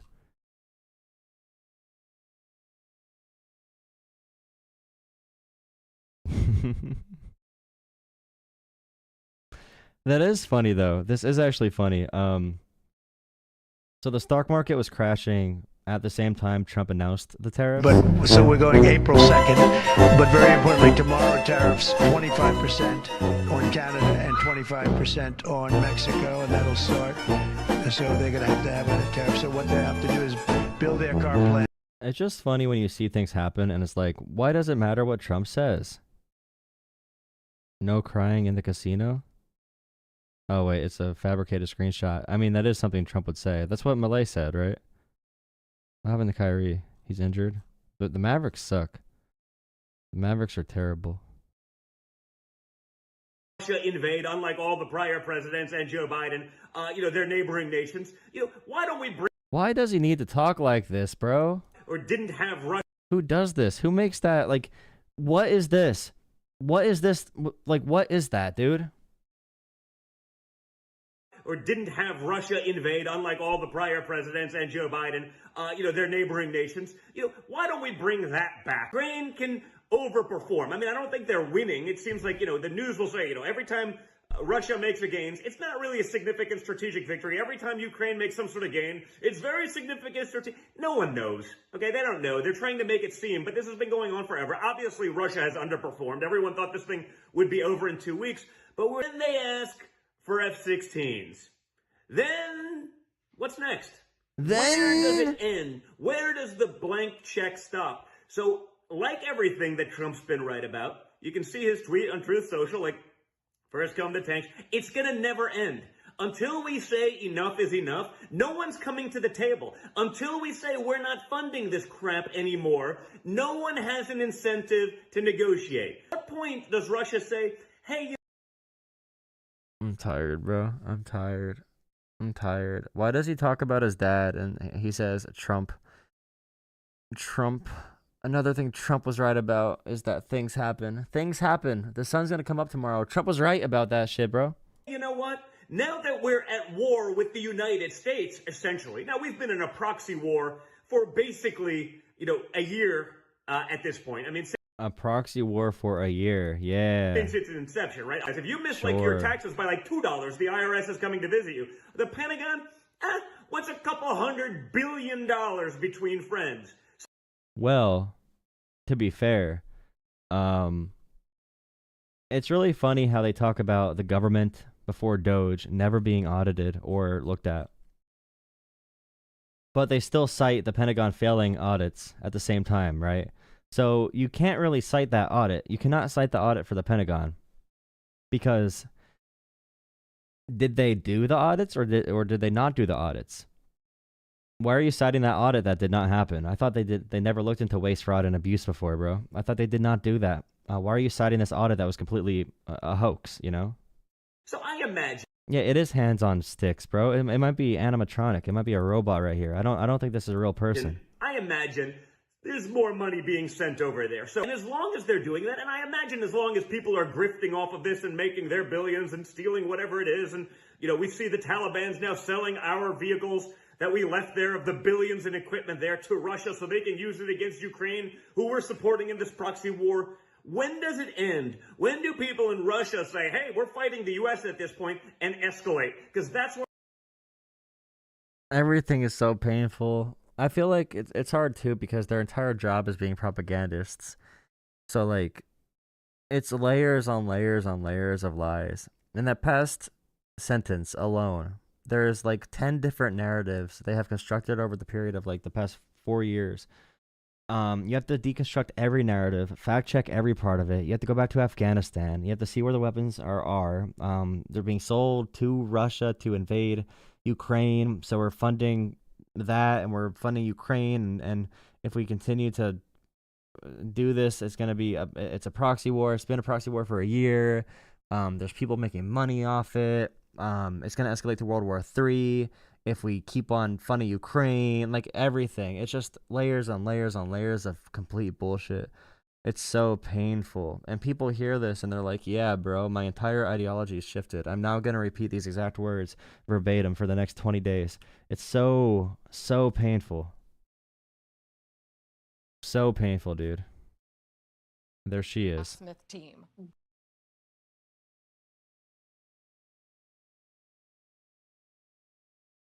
I hate these old people that look young because they get surgeries. Those people, first and foremost, we got rid of the Jack Smith team. Gone. Yeah. Those people are gone. First of all, we got rid of the Jack Smith team. Gone. We're still trying to find out. There are a lot of people in the FBI and also in the Department of Justice who despise Donald Trump, despise us, don't. That's a good thing, okay? It's good to have people in government and bureaucracy, which do not... Firmly,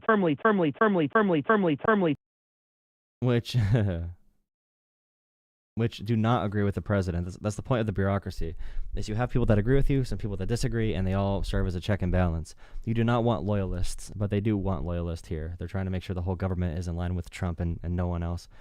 Not the Constitution. You have to love Trump, and that's it. Don't want to be there. We will find them because you have to believe in transparency. You have to believe in honesty. You have to do the right thing. And right now, we're going to root them out. We will find them, and they will no longer be employed. But again, we're starting at every level of the Justice Department, Sean, and getting rid of the worst of the worst. But there are a lot more people that shouldn't be there. But there are a lot of good people who are out there now risking their lives every day making these cases. You know, today, first... I answered. And then when it really went off the rails, of course, is when I asked, or you had a Polish journalist who asked a question, the president answered it, and then I answered it. And then something about my answer just really set Zelenskyy off. So then he came at me. So you're blaming yourself.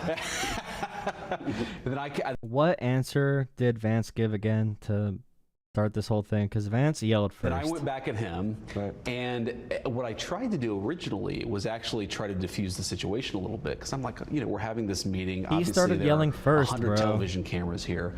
Let's try to have this conversation in private. And then the president, as we kept on going back and forth, I tried again to say, well, maybe we should have this conversation in private. And the president was like, nope, actually, I don't want to have it in private anymore. I want to have this actual conversation in public for the American people to see. The entire goal was for everything to be public. They set up Zelenskyy to look bad. It was a propaganda mission. Zelenskyy fell into the trap of trusting them. And yeah, it was on purpose. The U.S. has decided, since Trump won the election, basically, we are going to stop supporting Ukraine. We're probably going to leave NATO. Trump might leave NATO tomorrow. He might say that Zelenskyy needs to leave tomorrow, or the U.S. is going to stop supporting NATO and put the EU in a really difficult position. But everything they're doing right now, they're blaming Zelenskyy's response in the White House. It's all gaslighting. It's fake. It's not really the reason they're doing any of this. They have another agenda they're following very closely. First and foremost, we but yeah, it's a complete lie when they say that kind of stuff. It's like, oh, if you would have been nice. Tens of thousands of people are dead. Multiple cities and towns are almost completely destroyed, and millions of people are displaced. And J.D. Vance laughs and smiles with Hannity about the invasion like it's a game. The Biden administration called Putin every name in the book, and they've been trying to get the president. And he still invaded anyway. Okay, he still invaded anyway. Well, remember, it depends if it's a minor incursion. It's so funny, bro. And they're talking about Ukraine having a draft. Like, how dare they draft their men to fight in this invasion? Meanwhile, Russia is kidnapping kids from Ukraine and sending them to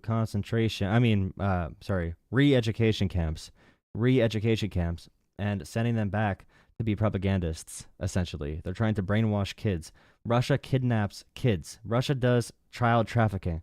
And these guys think it's all fun and games. They think it's hilarious. It's a game to Americans.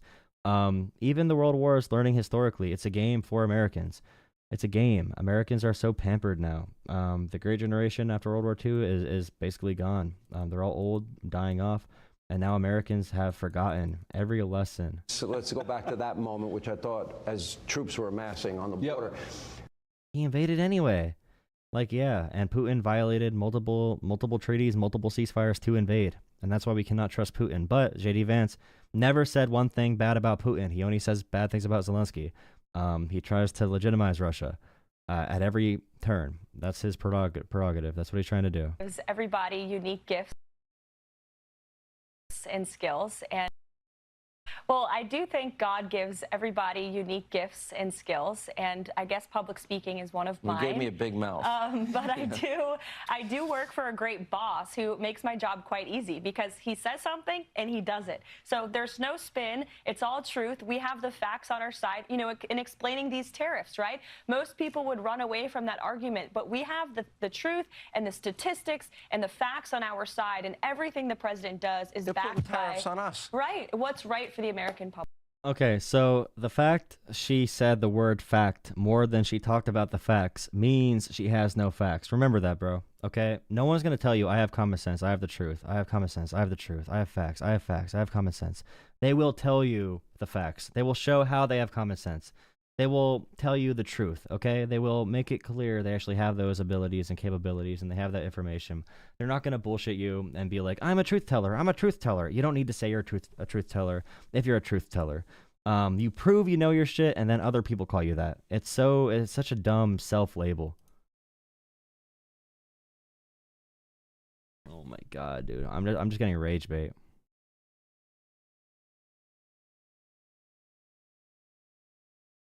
This guy, David Balsack, okay? He got so much money from the Donald Trump crypto reserves. He's the crypto AI czar for Trump, and he made so much money in that crypto reserve thing, dude.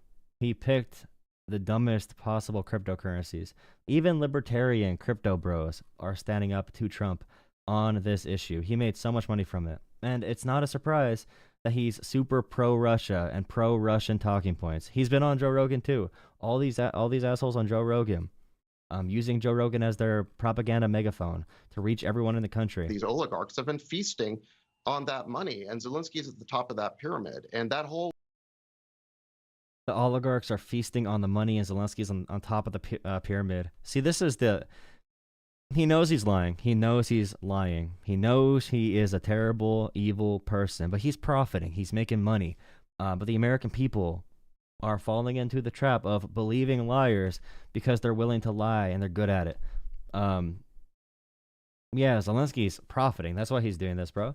That's why he's doing this, bro. That's why he's trying to buy weapons from places, because he cares about him making money. Currency really matters when your country is being taken by another country, by the way. It's really valuable, very valuable in your defense efforts. You realize if Zelenskyy wanted money, he could have easily left Ukraine. He could have left easily.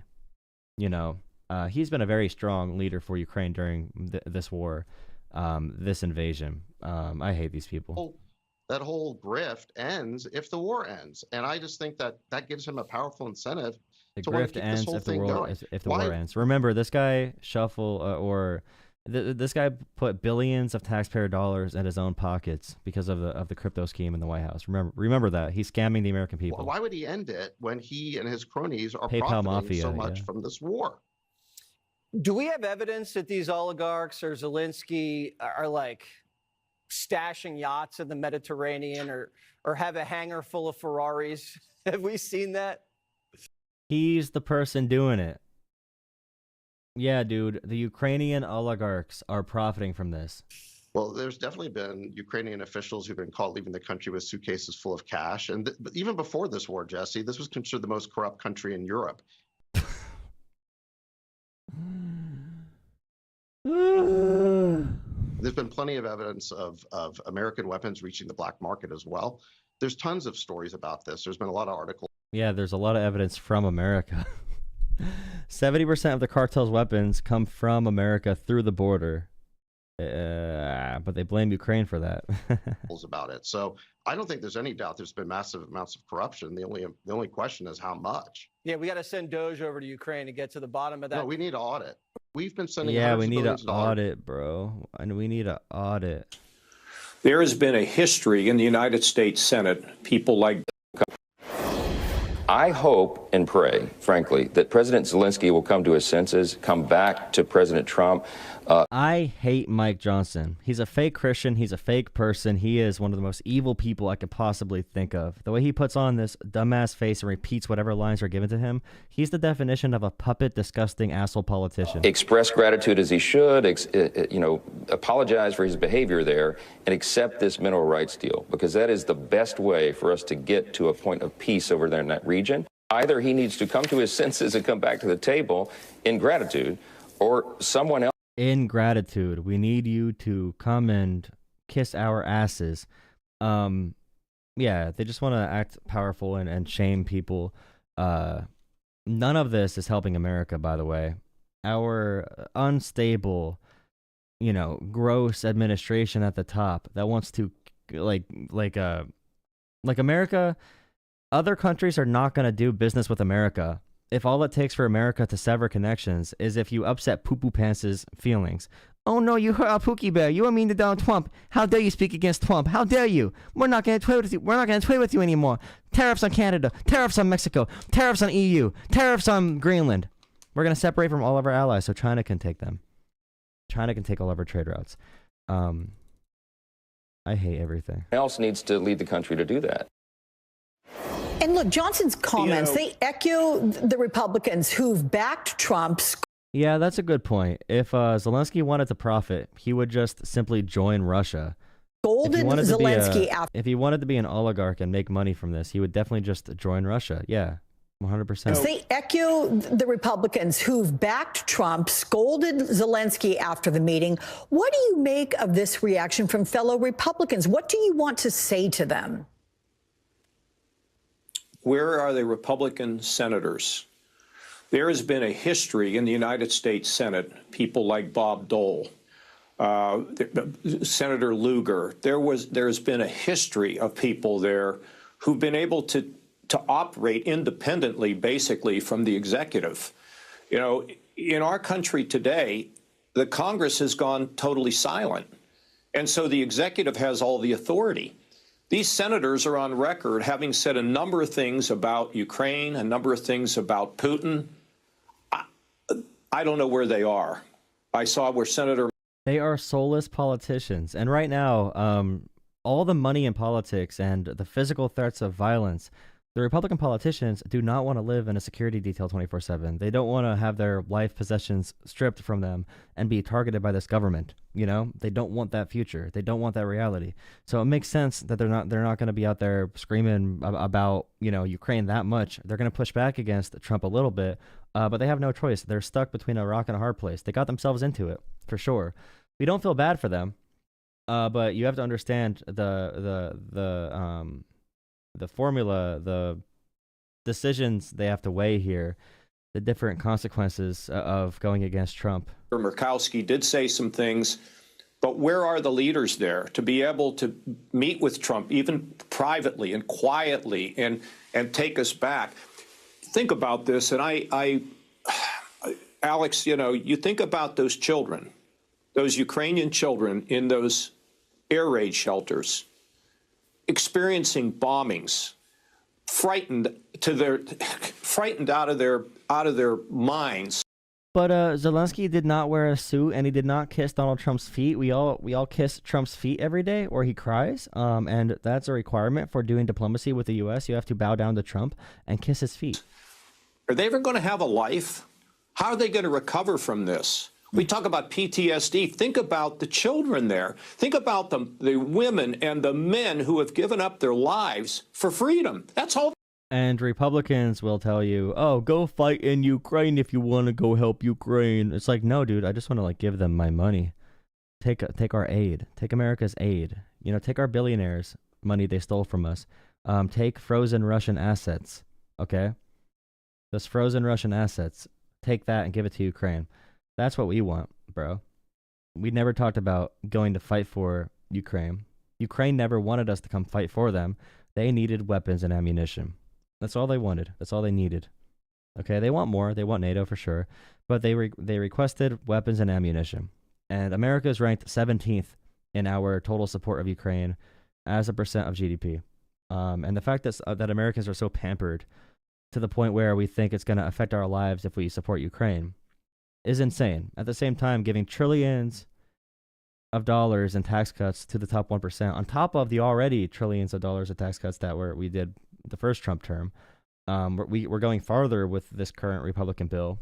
The idea we can give huge tax cuts to Elon Musk and his friends and big government contracts and all that kind of stuff, but we cannot help Ukraine is insane. And now we're stopping aid that was already approved and paid for. Like, Trump is blaming Ukraine for everything and supporting Russia. It's Well, they're crazy. doing. They're fighting against an authoritarian dictator. And we're going Well, Trump said that Zelenskyy is the dictator. So, like, checkmate liberals. to be saying that Zelenskyy overreacted. He's the leader of a country that's paying in blood and death for their people to maintain their freedom. Knock it off, politicians. Come on. It's as clear as anything we can see. And I'm come on, senators, speak up. I have to just imagine the American people are not very good, though. Like, if you think about the information we do have, the quick turn the American people can take against Ukraine and pro-Putin shows how weak the American people are and how much they do just follow whatever politicians say. And they'll say, Trump's not like the other politicians, but it's so depressing. It's so straightforward, this crisis. It's exhausting to talk about. And they believe the lies about $350 billion and about Ukrainians profiting from aid and selling guns to the cartel, everything not verified at all. Zelenskyy has said multiple times he would step down for NATO membership. He would step down for security guarantees. He would leave his post. Ukraine and Zelenskyy have been so I don't know, the resiliency and the willingness to serve their country, serve their home, serve their neighbors has been tremendous. And they are talking to Donald Trump, who's the opposite of that. He's every worst impulse of humanity in general: greed, gluttony, domination fantasies. He just wants power. He never cares about community. He doesn't care about coming together. He doesn't care about having a good world for people to live in. He cares about his own power. Meanwhile, they say Zelensky's like that. They put that projection on to Zelenskyy, and he is literally saying, I will give up everything to protect this country. And Americans have been so easily lied to because the media they listen to has no care for the world. They get paid off, and they're ready to just say whatever they're told to say. It's so depressing. And it really makes you question the moral fortitude of Americans. Just the lack of critical thought, accepting information without any critical evaluation. Yeah, it's really, really sad. No American can tell you how giving Ukraine aid has affected their lives at all. At all. And the same people that complain about the aid we give Ukraine, they're the same people that are okay with huge tax cuts for the ultra wealthy. So it's not even like an argument they can even make.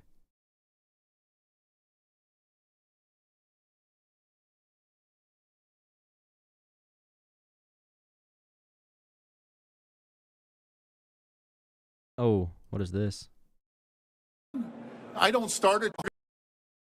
I said, number one, I don't start a tariff war, but we're going to win this tariff war. Right off the hop, I've directed the LCBO, we're the largest purchaser of alcohol in the world, to remove every bit of U.S. alcohol off the shelves. I know my good friend, the governor of Kentucky, he's losing his mind right now. I said, you better talk to your president. Mitch McConnell, senior senator from Kentucky, they're losing their mind. We purchase over $1 billion of alcohol, 3,600 products, 35 states. It's going to hit them. We would call them the kitchen table issues. Then we're going to cancel Starlinks right away from Elon Musk. Not that $100 million makes a difference for him, but it's principle. Oh, they're cutting Starlink. We need every country around the world to cut Starlink and cut every business connection you possibly can with Elon Musk. Cut it as fast as possible. Like, that's one of the big things countries need to do. Directed the procurement of over $30 billion of goods, not to go to the U.S., to make sure we buy Ontario first. And if we can't find it in Ontario and we can't build it in Ontario, we go across the country. We have 51 tariff-free agreements with countries around the world. We're going to diversify our trade. Whoops. Oh, yeah, nice.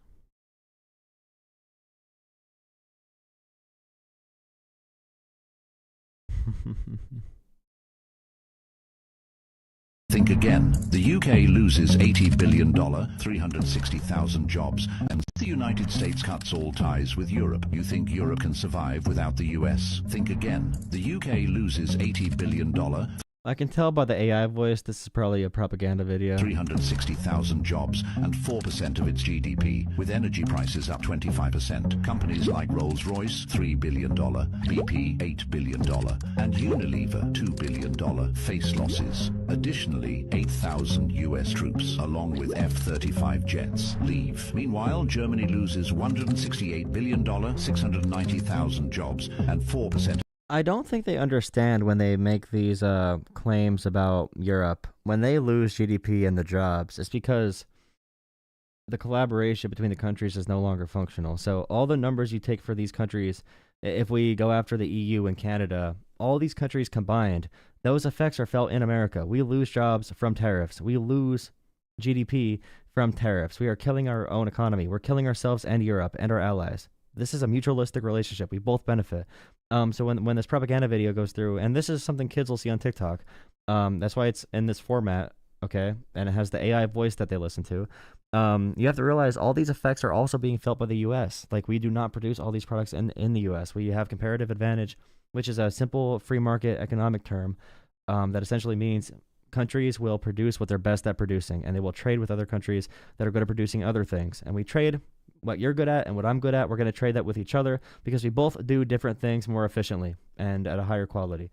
But yeah, I don't know why these videos keep on talking like, oh, the EU is going to suffer. They're not going to survive without America. Bro, America is not going to survive without the EU. If we literally severed ties with the entire EU and Canada and Mexico, America is not going to survive either. Of its GDP, with energy prices rising 20%. Siemens, $5 billion, BMW, $10 billion, and Mercedes. Like, what does this mean to you? Why are they mentioning only car brands?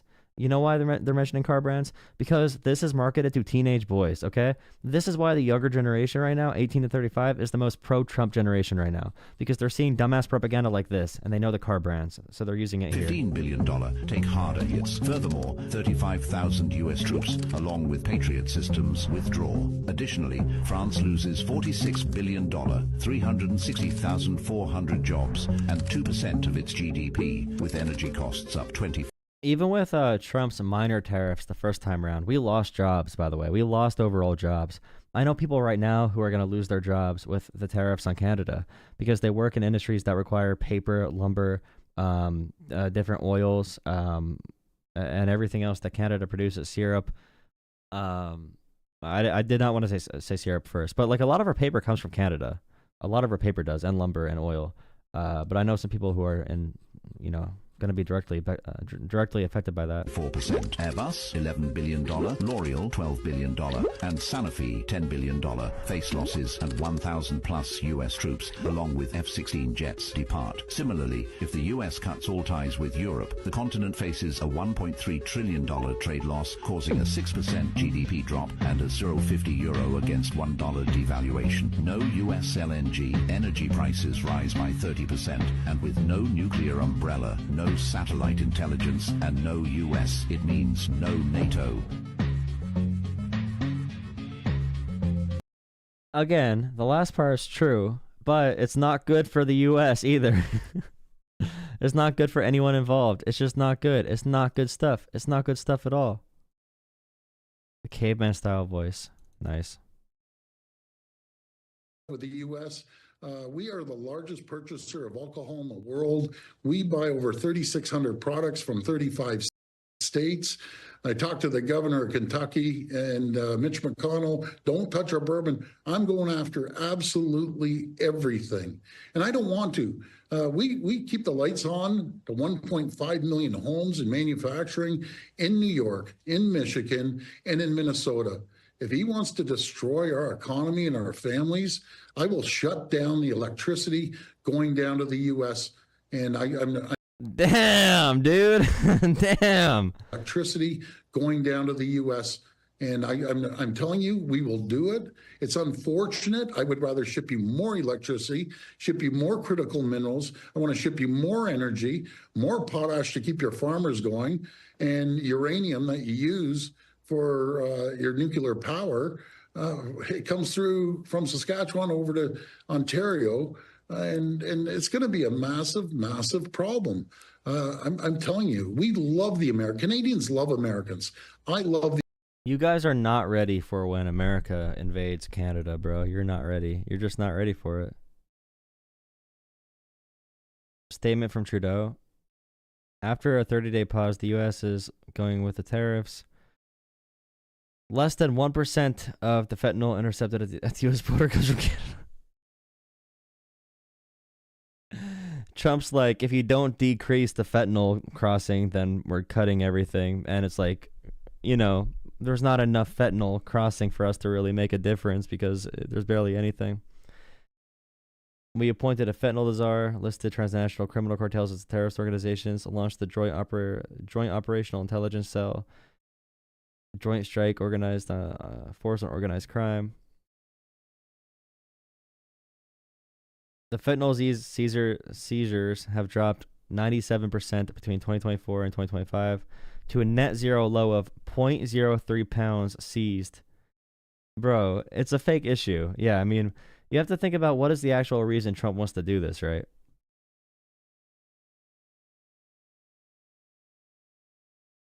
$25% of tariffs, $155 billion of American goods. Okay.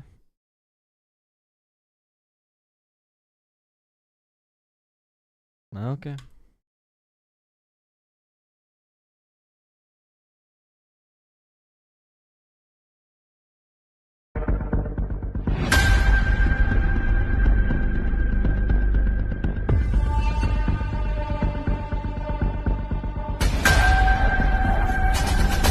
Why the scary music?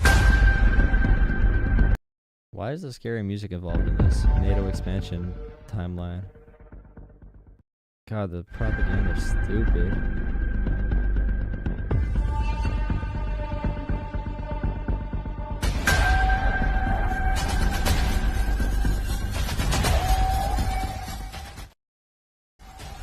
It's so dumb. I know, but it's so crazy. Yeah, they invaded, but they did not include the other countries that joined as a result of news. I know everyone wants to talk about tariffs, bad, bad, bad. No, why don't people understand? Thank you for $2, Jacob. No, literally everything Trump has done has been bad. Literally everything. He's not done one good thing. I'm sorry. You could bring up things. Thank you for the donation, but literally everything he's done has been bad. Understand the president is a never-ending negotiator. He's a never-ending negotiator. It's the art of the deal. But also, the president has proven, as he did in his first terms, that tariffs can bring good-paying jobs back here to the United States of America. They protect. We lost jobs. Okay, we lost jobs when Trump did the tariffs because higher input costs to businesses makes them cut workers. Okay. Critical industries here at home. And President Trump is serious when he says he wants to make America the manufacturing superpower of the world. And our manufacturing decreased, by the way, during that time period. Free fall, and they're sending donkeys to the front line. So Russia is collapsing. The ruble is in free fall, and they're sending donkeys to the front line. Like a traveling circus minus the fun. Half the Black Sea Fleet sunk by a country without a navy. Things are looking pretty embarrassing. They're dragging people out of. The only thing saving Russia is the United States of America. Donald Trump and Russian propaganda helping Trump win is the reason that Russia's surviving. Like Russia, they've been strangled. They have been obliterated, eviscerated, whatever, by Ukraine. It's really sad. It's very sad. Ukraine has fought this hard, and we are disrespecting them to this extent. But yeah, Russia is reeling, and we are helping them. America is saving Russia. Asylums, because the Russian war plan is now insanity. Putin's best friend Assad has fled. Right now in the Kremlin, it must feel like all hope is lost. But at the 11th hour, a new hero has just emerged. Enter Donald Trump and J.D. Vance. Like a Hollywood movie where the hero changes sides. And it really makes you think back to 1945. Berlin is burning, and it feels like all hope is lost. But then the door swings open, and America heroically walks in, and instead of arresting Hitler, they put on his uniform, give him a gun, a pat on the back, and tells him everything is gonna be okay. Bro, this is such a good comparison. He went exactly where I wanted him to go, bro. 100%. Like, everything was happening that would show Russia in decline. They had no technology. They had no economic resources. Their currency collapsing. Barely able to find people to fight. Like, the people don't want to fight Ukraine. Like, this has been so bad for Russia. And in comes Donald Trump to save the freaking day, bro. And in seriousness, that's actually what this is. This is Europe's strongest, largest ally. And, like, Trump refuses to criticize Putin, who should be in the same conversation with Adolf Hitler. But Trump likes him. Trump thinks he's a good guy. Actually, Trump hates Zelenskyy and Canada and Europe, the EU, Denmark, Mexico. Trump hates those countries. He loves Putin, dude. He's a chill guy. He's reasonable, dude. Putin is chill. Putin's chill, bro. We can trust Putin. Giving Russia a Zelensky's lifeline. the That's dictator. right. America, the country that's backed democracies for decades, now propping up authoritarian regimes. Well, we prop up the authoritarian regimes because Trump wants to be an authoritarian dictator. He wants to be that. So if we support Russia and we, like, if you look at the trend line, the way it's lined up, he hates democratic leaders. He loves authoritarian leaders. He only talks bad about democracies. He talks good about authoritarian countries. Yeah, Trump wants to be that. So, aligning ourselves with Russia, that's what he wants. Trump wants to be Putin. That actively invade their neighbors. And it's what so many Americans have said it's not what they're voting for. And it's definitely not what I had on my bingo card for 2025. I did. I mean, who else had that on their bingo card? Once Trump won, we knew that was the end of Ukraine, bro. We knew that was going to be the end. It's not like it was a mystery.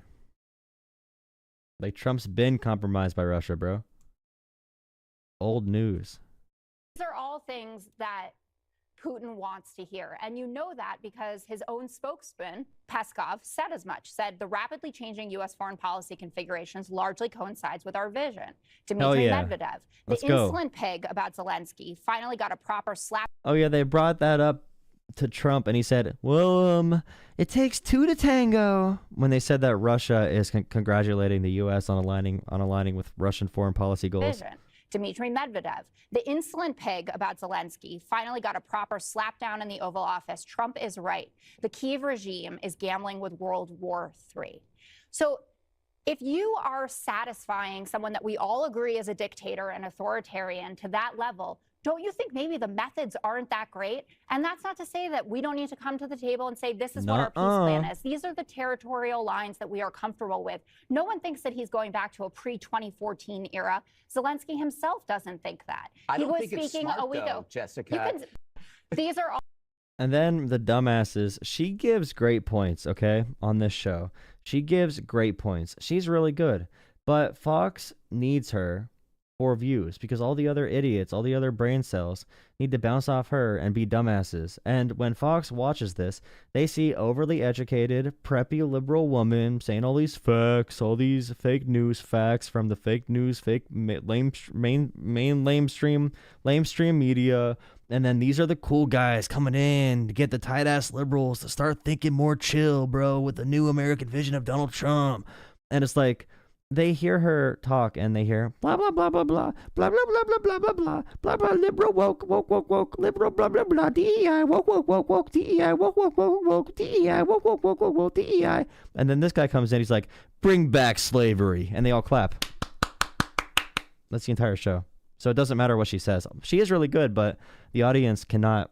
I mean, they'd be really upset if they could read, you know.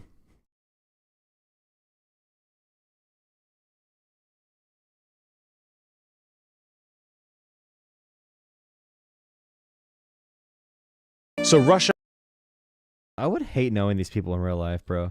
Someone just commented, you said that Europe gave more to Ukraine than America did, so let them do the entire effort to support Ukraine. It's like, you are one of the worst people ever. I would never trust the people in my circle. Like, when things go wrong, you point fingers at other people. You don't build shit. You do it for yourself. It's, yeah. George Bush drove Putin around his ranch. Okay, talk about the next 8 years after that, bro. The same page there that by definition, if we have a trade imbalance, we're losing like billions of dollars because we do. Yes. Yeah, there's no question about that, Joe. We're consumers, though. A trade imbalance, okay, with Canada makes sense. We have 340 million people. We are a consumer economy. We're really rich. We do a lot of consuming, okay? Canada's a small country. They consume less because they're smaller, and also per capita, Canada also consumes less. So it makes sense we have a trade deficit with Canada. If we did not have a trade deficit with Canada, something would be wrong. It makes sense to have a deficit with them. It's not subsidizing them. It's a mutually beneficial trade agreement with Canada. It's a good partnership. So we consume in this country. We're able to consume a lot more. We're a wealthy country. And we're a huge-ass country. It's never going to be. There's always going to be trade deficits. It's never not going to be that way. Yeah, true.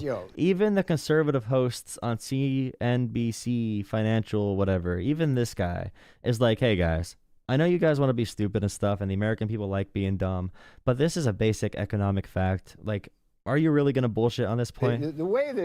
Part of the way the cheating works is to encourage our consumption and discourage our savings and therefore our investment.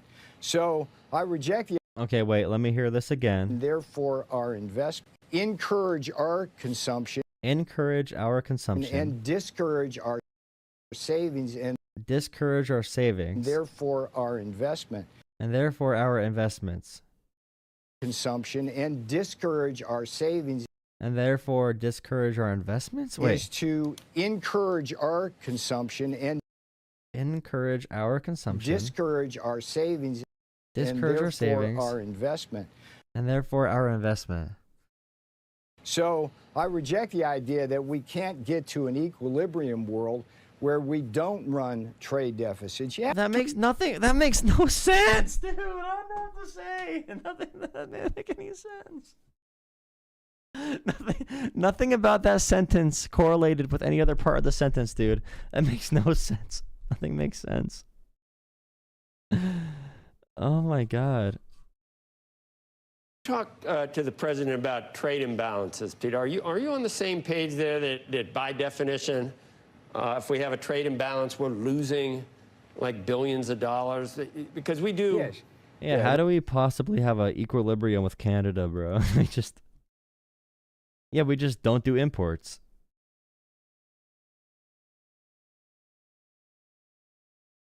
All these Republican representatives do, like, they keep passing, or they keep on writing laws to put Trump's face on a $100 bill, or to make new currency, or to nominate him for a Nobel Peace Prize. New coffee shop sale from Jolah fan account. Oh, thank you, Jolah fan account, for a coffee shop sale. Thank you. Thank you, Jolah fan account. Thank you so much. I appreciate it. Base level manufacturing and resource extraction. You realize when they kill the federal government and everything, that's their goal, right? They want us to be forced back into the mines. That's their goal with crashing the economy on purpose. Elon Musk literally said they're going to crash the economy on purpose. Officials and party leaders gathered in Loudoun County, Virginia for a retreat where they plotted. Last month, a group of moderate Democratic consultants, campaign staffers, Last month, a group of moderate Democratic consultants, campaign staffers, elected officials, and party leaders gathered in Loudoun County, Virginia for a retreat where they plotted their party's comeback. We got their takeaways. Those gathered then laid out 20 solutions where Democrats can regain working class trust and reconnect with them culturally. 1. The party should embrace patriotism, community, and traditional American imagery. 2.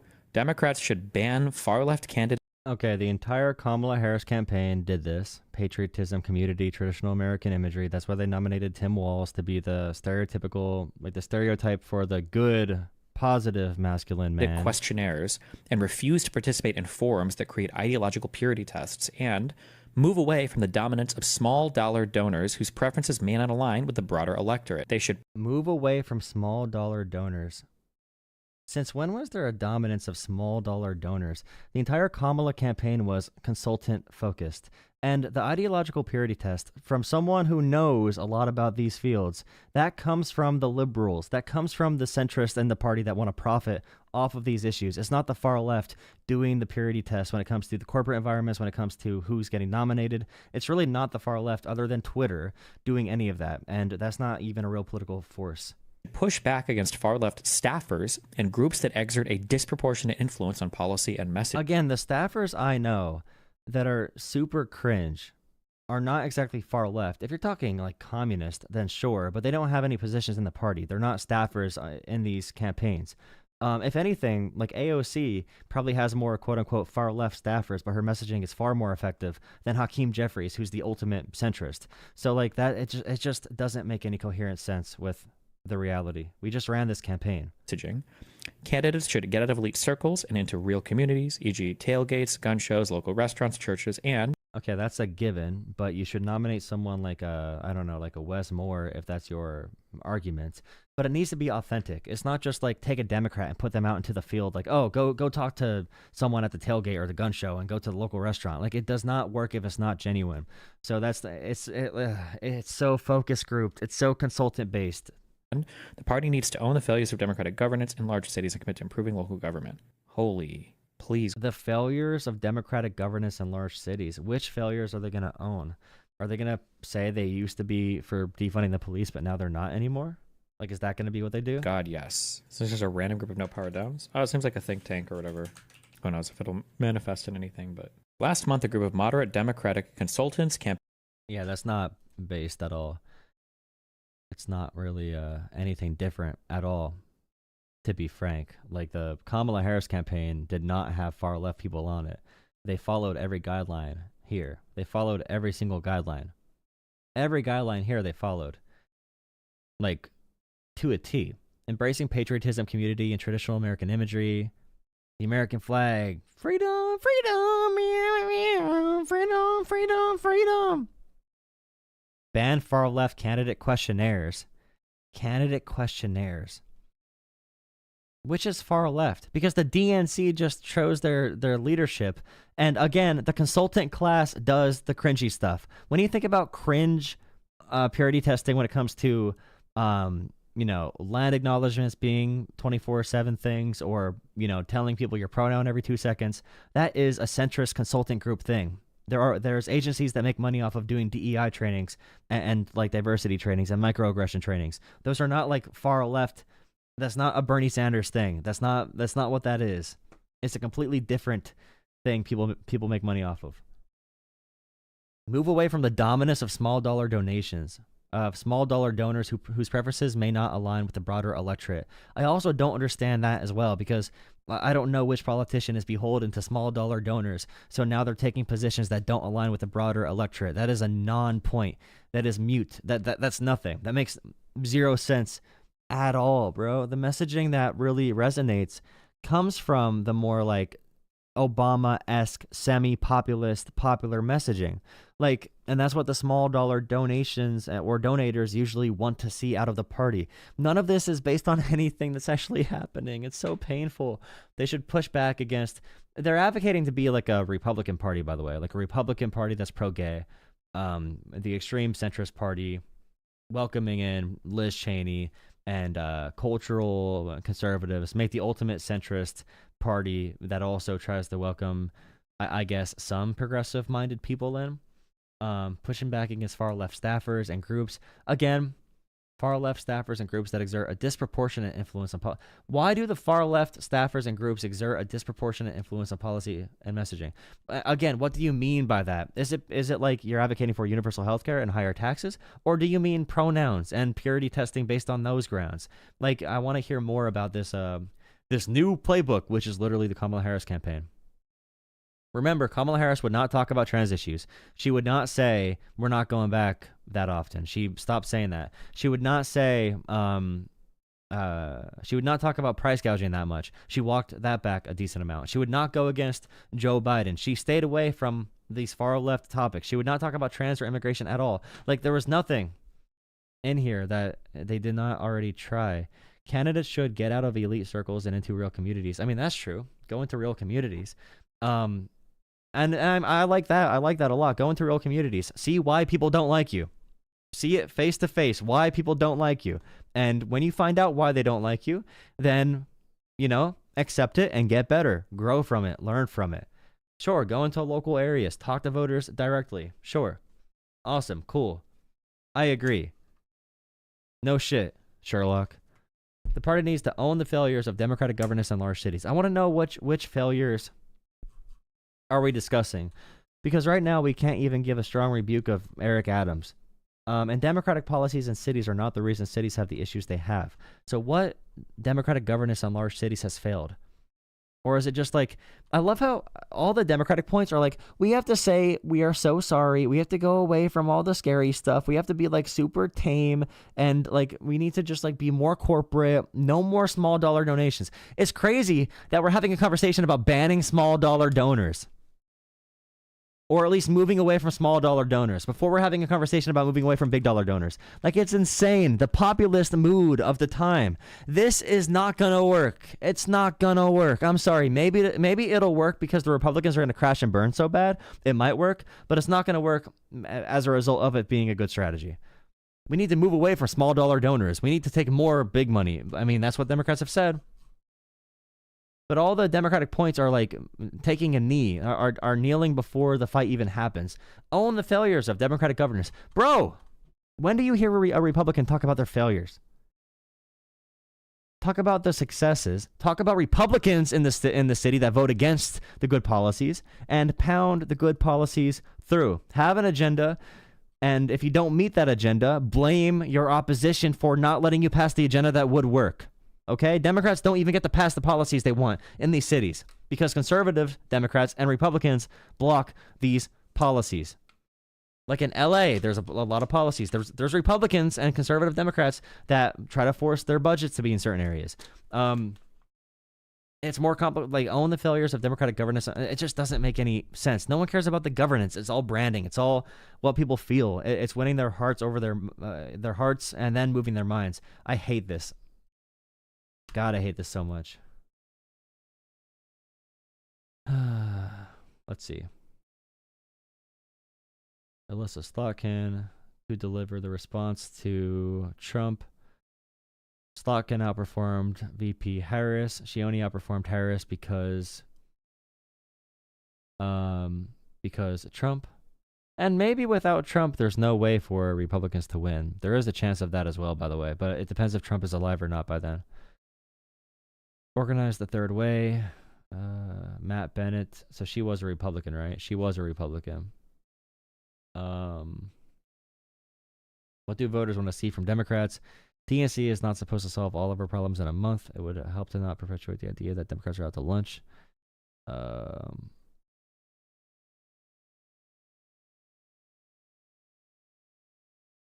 Okay.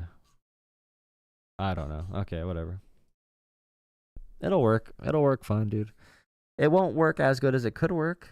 Like, I mean, Barack Obama had a really good campaign, dude. He was a really good campaigner. We should probably just look at what he did and try to, do something similar. I don't know. What do I know? What do I know, bro? You know what? We should run Kamala Harris again. And we should run her vice president, Liz. No, actually, Vice President Dick Cheney. We should give it a go. GG's. It can feel far left. The parts that feel far left is because Democrats don't message on it. The reason people view Democrats as far left is because the Republicans paint Democrats as far left, and Democrats don't respond. They let Republicans dominate the narrative. Like, Democrats need to engage in the narratives. That's why it seems far left, is because people lie about Democrats. The reason there's a perception that New York and California are third world countries is because Republicans do propaganda. I don't think it'll work to say, okay, the propaganda's right, and here's how we're going to fix it. I'd rather you just talk about the shit you're doing in an effective way. Their communication strategies suck. Whoever they hire for their comms teams are terrible. Like, they really are bad at their job. I know they're talking about branding. I know they are. I know they're talking about branding. I'm just saying what works and why the country is being more pro-authoritarian right now. We have our young people in America our 18 to 35-year-olds are a huge block of a huge demographic that are moving to the right. They're becoming more pro-dictator than any other generation or age group. Young people are becoming more pro-dictator. Why? How do we message to them? Like, I don't know, dude. Yeah, they need a narrative before playing defense. Don't even play defense. Overpower. Your best defense here is offense, because no one cares about No one cares about the policies. The best defense here is offense. And there's levels to it for sure on how you do that.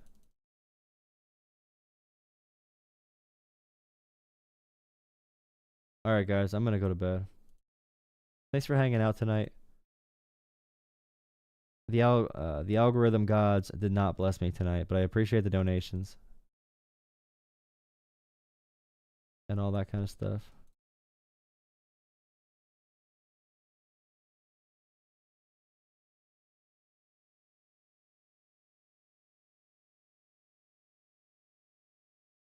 And the memberships and everything. Thanks for hanging out.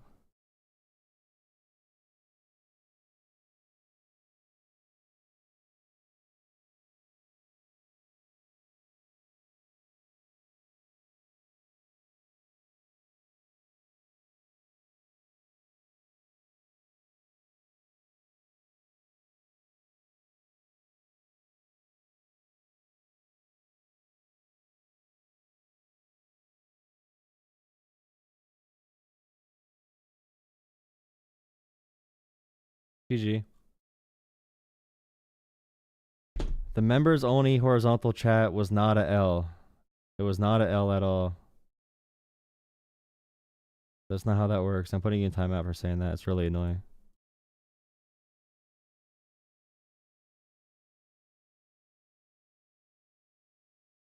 I put up 4 YouTube shorts when I went live.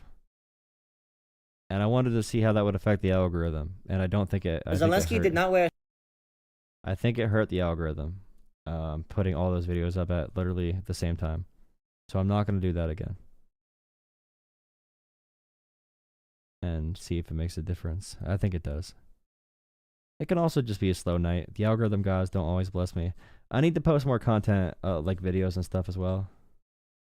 Now the horizontal is members only sometimes. Only sometimes. My volume is at my volume is redlining already. I don't know. Do you mean the volume on the screen for videos? My volume's already hitting the red zone on the microphone, so I don't know what else you'd want me to go to for that. It's already filling up the bar, man. I don't know what to say. It's filling up the bar already. You're the first person to complain about that. No, it's fine. Every night doesn't need to be a big night. I can't expect to get 500 subscribers a night, dude. It's not possible. Especially on a Monday night. And tomorrow's the State of the Union, so I'll probably go live for that and have fun. It'll be fun, real fun. Alright, good night, guys. Have a good one. Thanks for watching. Arguably too loud? Yeah, exactly. Someone said it's too quiet.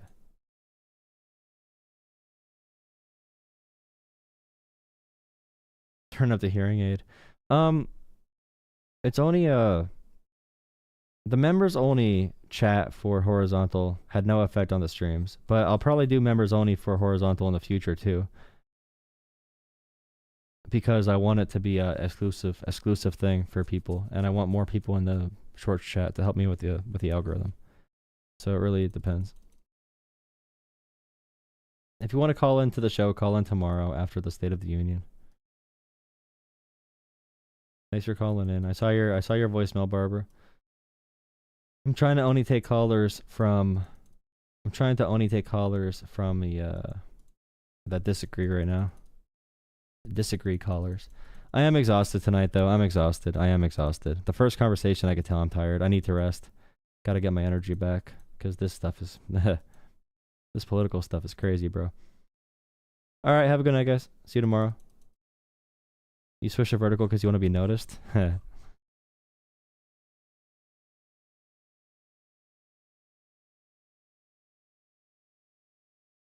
See y'all tomorrow. Thanks for watching.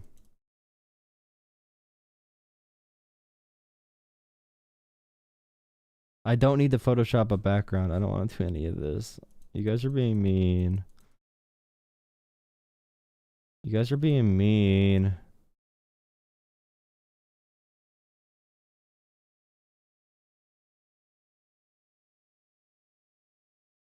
Yeah, I got a solution for the USB thing. I'm waiting for my YouTube check to come on the 20th, and I'll look into more stuff. Krusty B, you know what, Krusty? Thank you for the recommendation. I'm so tired, dude. Talking that stream last night. Oh my god. I think I need to stay off Twitter during the day. Being on Twitter during the day literally breaks my brain, bro. Like being on Twitter during the day makes me want to die. Like they're so, oh my god, it's painful. And I'm tired for the night streams then if I look at the Twitter too much, it breaks my brain. Now I will say a secret, not really a secret. I might hop on live in like a half hour. Okay. I might hop on live in a half hour. I want to do really low effort Asmongold reactions, and I want to put them all on my second channel, and I'm going to officially launch my second Jolah channel and post all the Asmongold reactions there and try to pump up the viewership on there. So I might get on later. And do that tonight if I don't go to bed right away. We'll see. I got to go eat my cereal though. All right, see you guys. If you want to chat in Discord, I'll hop in Discord if anyone's in there. I don't see anyone right now though, except Defin. I'm not talking to Defin alone. Definitely not. I do work tomorrow. But I work sometimes in person, sometimes not. It depends. I travel though. I travel for work. So I don't have like an office. So it depends on what the week is and what day. So if I'm working from home, then I get sleep in longer. Sometimes I have to drive 3 or 4 hours, but sometimes I work from home, so. What's a Defin? It's a person in Discord. I'm just kidding. Alright, see you guys then. Last night was a huge stream. Last night was awesome. Last night was crazy. I think I made like tons of donations too. Like last night was crazy. The weekend streams are bigger in general. It just makes sense. I might actually try doing morning streams before work. I was thinking about doing like a morning stream from 7 to 9 to see if anyone would like hop in. Do you think anyone would call in from 7 to 9 so people can listen to me on their commute to work? I feel like it'd be really cool to do like a 7 to 9 stream in the morning and then do a 10 to 12 stream at night. Like 7 to 9 in the morning, 10 to 12 at night. Interesting. But yeah, my second YouTube, I'm going to be grifting on there.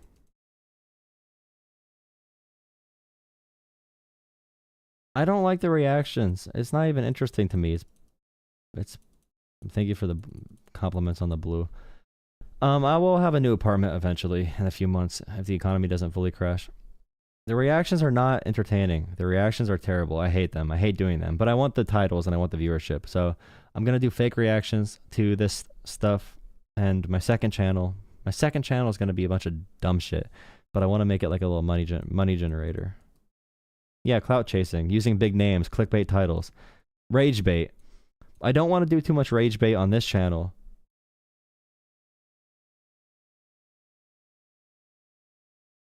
Wait a second. I think I have another issue too. Oh. My videos got switched over from preferences. I did not see the setting before. Interesting. So my settings were limited on viewership based on a couple of different factors. Oh. Okay, I have to fix that then. Sounds good. People don't wake up mad at 7 a.m. Well, the morning stream can be more like a talk show. I would love doing a talk show. Like if I was able to do this 8 hours a day, I think it'd be pretty cool if I could do this 8 hours a day and make videos and stuff. All right, talk to you guys later. Good night. Thank you for watching.